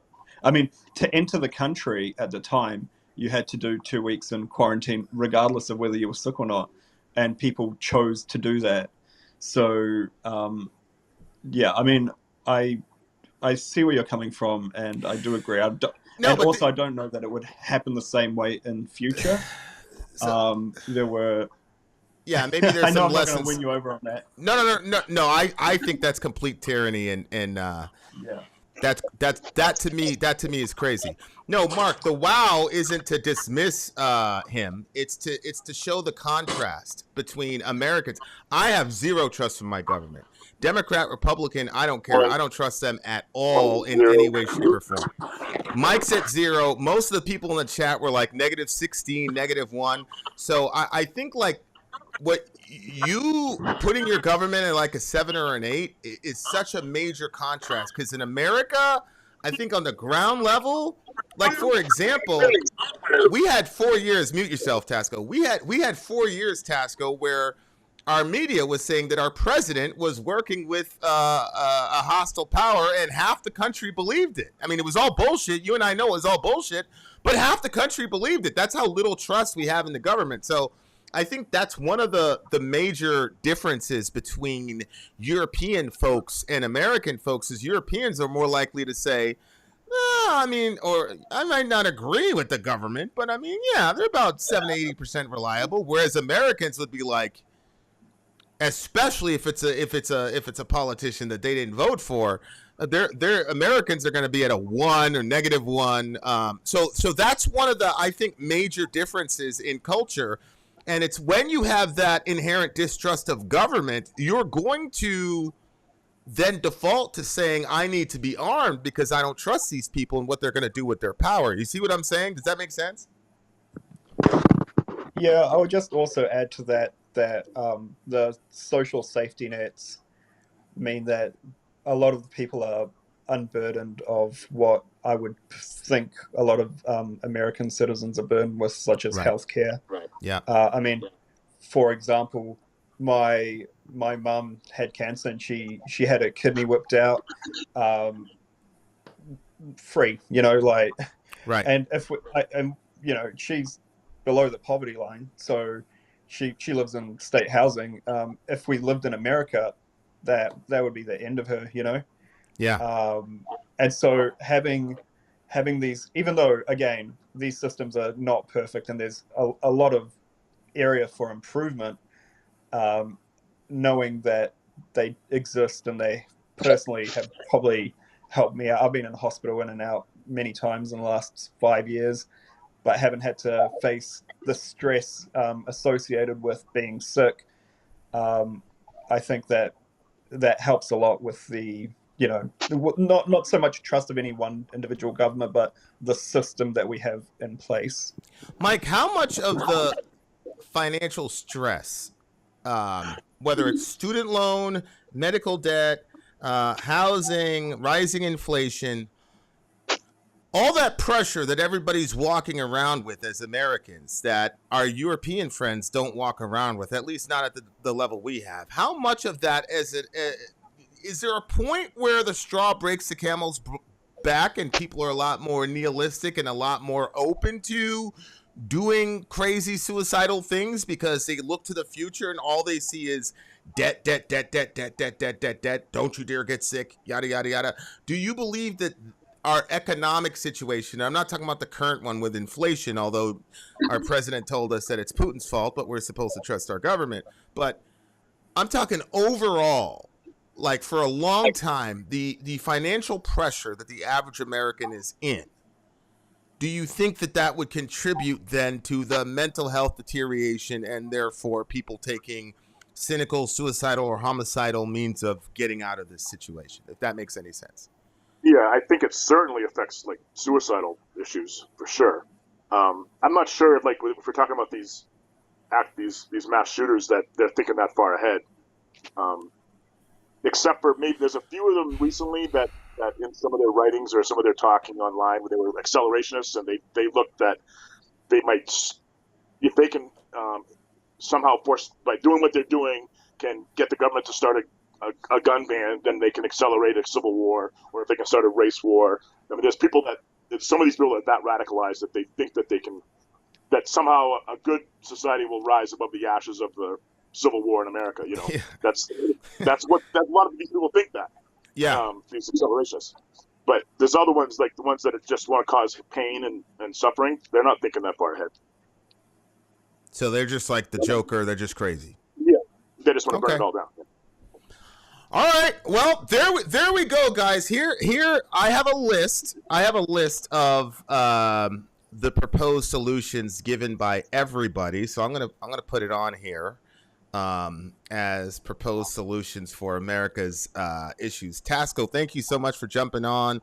Thank you, everybody. All right. So I'm gonna go down the line here and see if okay, mental health for all. Everybody agreed on mental health for all, right? Everybody agreed.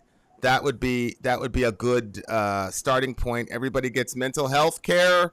That is, a consultation with a licensed psychiatrist, psychologist, whatever, and meds as well. Mom and dad don't have to worry about crazy person who kills cats getting their meds because that's going to be covered by the state because we're looking at everybody's collective sanity as a public good. Go ahead, Sadie.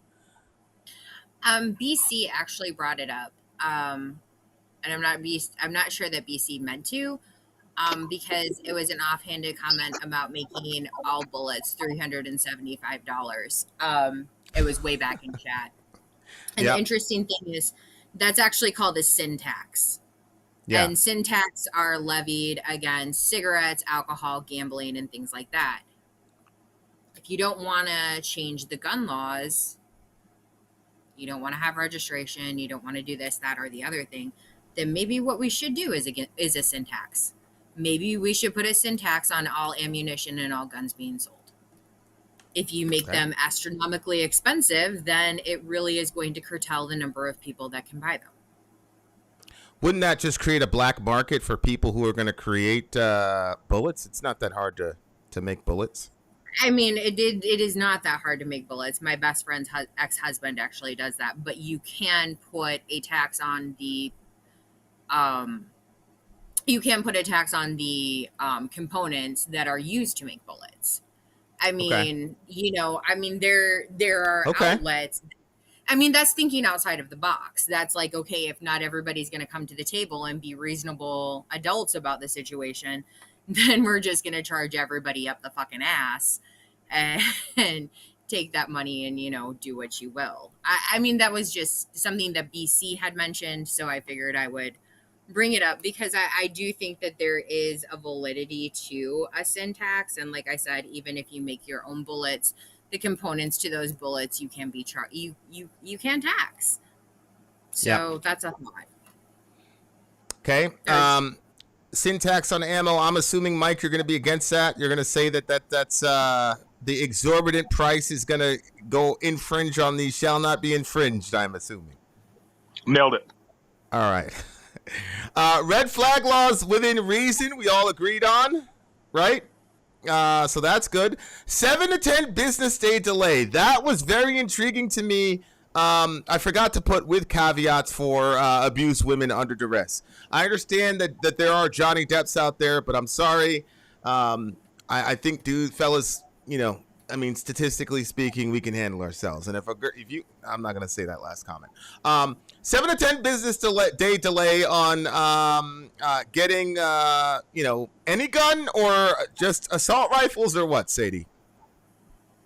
I feel like any gun, and more importantly, I think that even before all of the rest of that, I would say comprehensive training. I feel that everybody. That's right. That's right. Everybody who I think that every gun owner should have to go through comprehensive training and be licensed. I mean, kind of like you would with a car. If you are going to drive a car, you have to go through a training period and you have to pass a test. The same thing is applicable to having a firearm. Okay. So another solution was the comprehensive training and licensing. Which I think you said you were against that as a requirement to own the firearm, right, Mike? Correct. Okay. I really like it. So I'm going to keep it on there. The 7 business day delay with the caveat for the abused women. Mike, you're against that too, right? Federally, yes, but different states can have their own laws. Okay. Gun registry is a definite no for you, Mike, because that's the first step to confiscation, right? Correct. Yep. And that's absolutely true, and I'm here for it, so that's probably never going to get passed. And then we would sin tax the ammo. Now, you're not talking about $350 a round, right? Because you would have mayhem in the streets, Sadie. So you're talking about what? No, I was just that's what BC had mentioned when I saw it in chat. So which kind of jogged my mind and made me think about a syntax. I'm not exactly sure what I think the syntax should be, but I think that it's an avenue to explore. Yeah. I mean, maybe they should take the syntax and pay for all of the mental health necessities in regards. Like, I'm here for it. I'm here for it. Thank you guys. Thank you guys so much. Thank you, everybody. I'm going to have my little final thoughts. Y'all remember Jerry Springer? He would do his little final thoughts. And now for my final thought. And he would always act like he cared about his guests, even though he set the whole thing up and he instigated all the fights and all that shit. So I'm going to give you guys my final thoughts on this situation. And then I'm going to announce to you guys, I need a... how do I say this? I'll shoot another commercial for it. I need a trans activist. And I mean specifically folks in the trans community, because we're going to do a watch along of that What is a Woman thing with Shapiro's crew. And I want some trans folks to be there to add commentary. The panel is going to be all trans except for me. So I'll shoot the video. I'll shoot a commercial about it, but I'm putting it out there right now for you guys. That is on the docket, dear listener. Okay. My final thoughts. One, I didn't know the history of Heller and how deeply regulated this subject really was, especially at the beginning. We were super regulated back in the day, and that's a big contribution from Sadie. I will agree. As we began to evolve as a country, the Heller decision, other decisions like that, definitely created the context we have now, where people are individually saying that they all have the right to carry a firearm, and well-regulated simply means that you're a competent operator with an operable weapon system. I understand that. I believe that some of these solutions would actually work in the real world. For example, increasing, especially in the current environment, increasing the cost for bullets and the cost for everything, putting a higher tax on the manufacturers of bullets would then trickle down to, I think, less instances of gun crime, although really I'm not sure. I don't think it would do anything with an active shooter situation. It definitely won't do anything in the inner cities, and it definitely won't do anything in the environments that I came up in, because it doesn't matter how much they cost.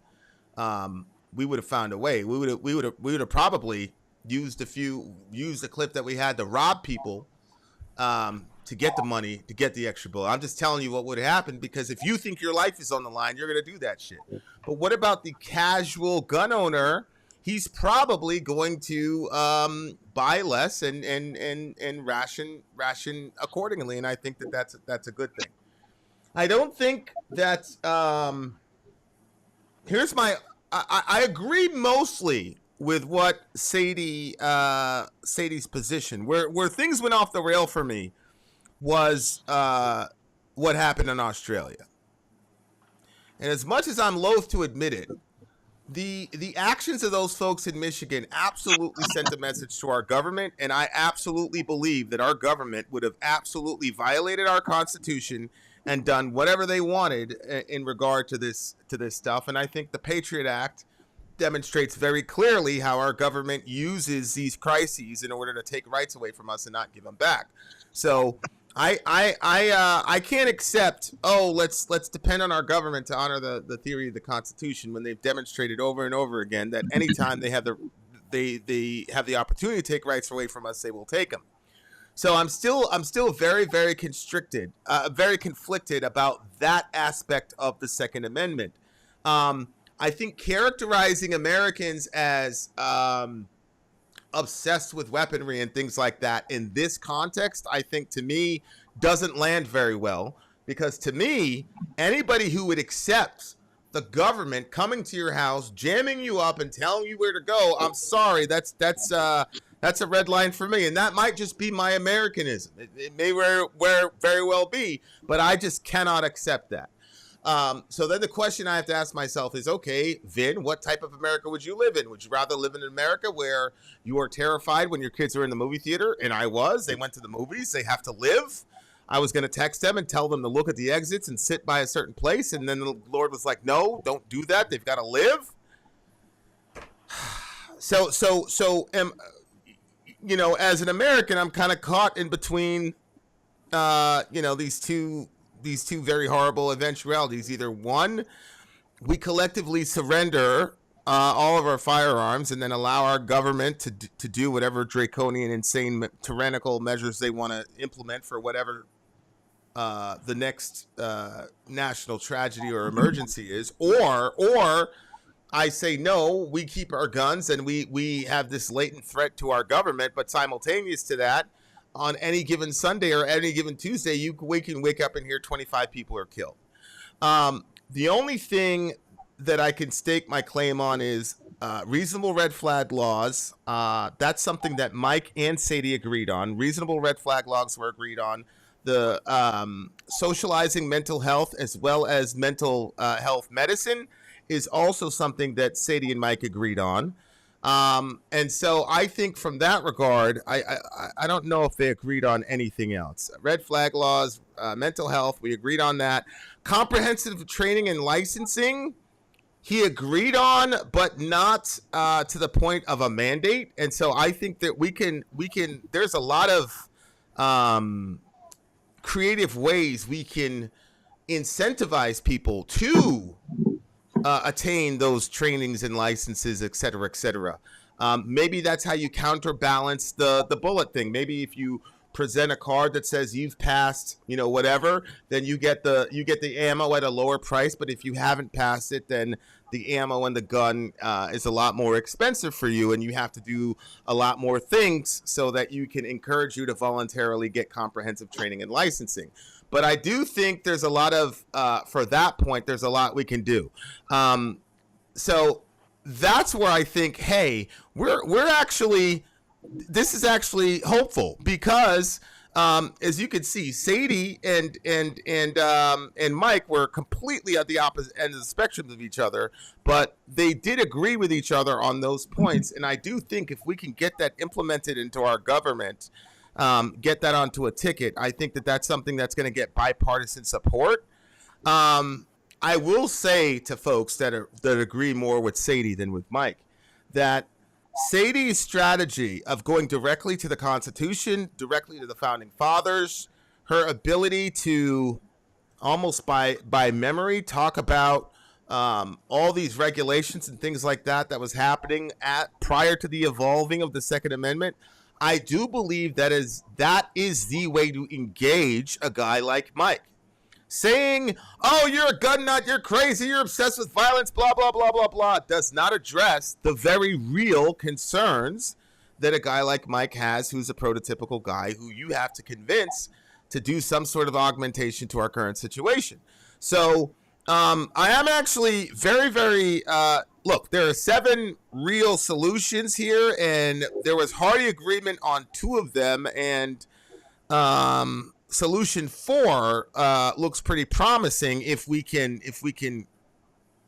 meet in the middle and work some compromises. Would you rather be subject to a government which you actually vote for or criminals with guns? Mark, the fact of the matter is the government, in my view, are criminals. That's what you don't understand. And they already have guns. And I don't trust them. These are people that lie us into wars and kill millions of people all over the world. Why would I trust those people? Why would I completely say, yeah, we're in a good situation if we disarm the populace, when my government are the biggest mass murderers on the planet? You know, when the people were saying all this craziness about Putin invading Ukraine, I said, who's put more bodies on the ground in the last 20 years between Putin, Zelensky, and the United States? So I'm from a country that kills people wholesale. So you're asking me to trust that government who knowingly lied me into a war. The CDC is part of my government, and they admitted to hiding information and suppressing information about COVID that would have been very important for us to know. So I don't trust my government at all. And so you're asking me to choose between Hitler and Stalin in that analogy. So that's where I am. That's where I am with it. I do think that the solutions that are presented, obviously we didn't agree on everything. I don't think we'll ever have a gun registry here. I don't think we'll ever have a true, quote, assault weapons ban. But the things that Mike and Sadie agreed on, I do believe are realistic and doable, and will significantly reduce active shooter situations in this country, particularly the mental health angle. I will say that Mike, to me, is a curious case because he very quickly agreed with socializing the mental health care. And that's something that most, quote, right-wing gun nuts, whatever, I hate that stereotype, would completely be against. But he very quickly agreed with that. And I suspect that has to do with the fact that he's an actual LEO, a law enforcement officer, and he's done it for years, and he knows the profile of the people that do these types of actions, and it's probably 99% of the time somebody who already presented psychiatric indication and psychological health care, I think he believes would help. So I think that's a very, very hopeful step, and that's why we need to talk to each other instead of stereotyping each other, because I was almost certain that when I said, hey, let's mental health care for all, that was going to get shot down in socialism, but he immediately agreed with it. As a matter of fact, he expanded it, which is great. So yeah, I'm asking you to trust that government over criminals. Again, Mark, you're not recognizing the fact that I believe that my government are criminals. You're not recognizing that. You're making a dichotomy between government and criminals. I believe that my government are the most efficient criminals in the world, and that they're the best at killing people and stripping them of their rights and their property and their resources. That's what I believe about my government. And that my government has also demonstrated over and over again that they're willing to lie to me and to the fucking UN and anybody and everybody to get what it wants. It's also demonstrated post 9/11 via the USA Patriot Act that they're willing to destroy the Constitution and our civil liberties in wake of a crisis, and they're not willing to give those rights back. They demonstrated that with the USA Patriot Act under Bush, and then you had Obama using the Patriot Act to get phone records from private citizens, and then you had the Edward Snowden situation. So, Mark, you're asking a person who's got 2 decades of lie after lie after lie after violation after violation. You're asking me to ignore all that and say those people are not criminals. You're asking me to trust those people, and I'm sorry, you're not. You know, Mark's Canadian. He doesn't understand, but I'm sorry. I don't trust my government. Sorry. I'm actually really, really hopeful. I do think the 2.5 things that we agreed on could significantly affect the country for the better. I really do. The mental health stuff, the red flag laws, things of that nature. I think if we really implemented that in this country, that we would see a significant reduction in active shooter situations. I also think the point that Tasco brought up was very pertinent as well, which is the overarching psychological weight of having to carry the horrible healthcare system we have, the horrible just economic system in total that we have, on top of all this inflation. I absolutely believe that all of that stress is contributing to these kinds of actions. The El Paso shooter specifically mentioned that the economy is getting worse and the job field is getting even more competitive with this influx of these Mexican folks. So he stated specifically that was an issue. People become a lot more nihilistic when they're in an economic situation where they don't see any relief in the future. So I think a long-term strategy for ending these mass shooter events, ironically, has to do with relieving some of the financial burden and strain on the regular citizenry. Because I think in the long term, that's the ultimate solution. I'm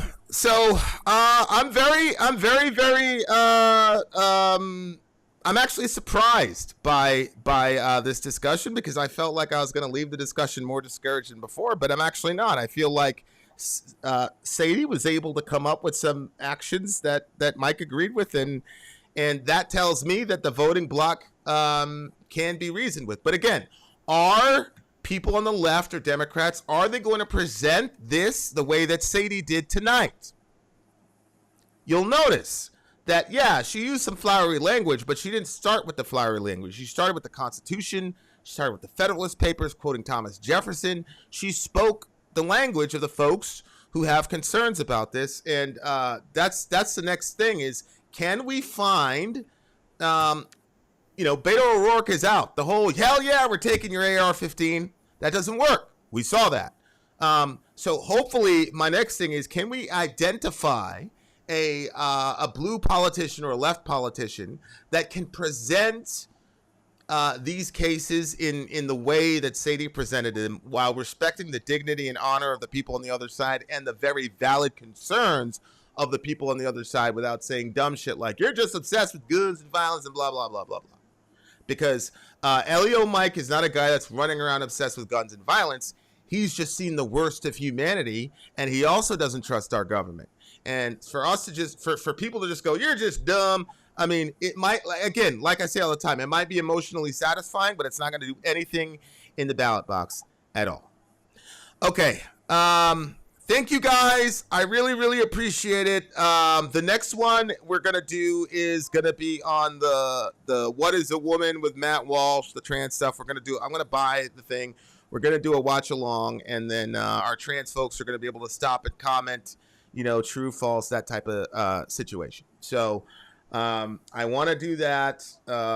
If you're a moderator, we'll have a meeting when we jump on. This is a free speech environment, but we're not going to use this as an opportunity to go after vulnerable people live. So if we've got trans friends that are willing to put themselves out there and do this with us, then we're going to have it's my channel. So we're going to be pretty stringent about what's happening in the live comment section. Okay. You can disagree, but I'm not going to tolerate any abusive language or anything like that. We're all in a horrible situation right now. Why add more pain and suffering to people, especially if they're trying to serve you by giving you their perspective on a very, very, very difficult, controversial issue. Okay. Thank you guys very, very much. I love you all. Please be good to each other. Please be good to each other. Please love each other. Take care of each other. And, don't be afraid. Don't walk around in fear and paranoia. But please, please, please be diligent where you are. Be aware of your surroundings. And don't dilly-dally. Go to Walmart, get what you need, and get the fuck in your car and come home and watch some TV, huh? Love your neighbor. Take care of each other. Shout out to Candy Apples. Shout out to all my guests. Shout out to Elio Mike. You were great. Sadie, you were great. Tasco, you were great. All of you were amazing. Much love to all of you. And Soraya, I love the fuck out of you. And if anybody came to my door to put a hand on you, you know. Only I put hands on you. Vin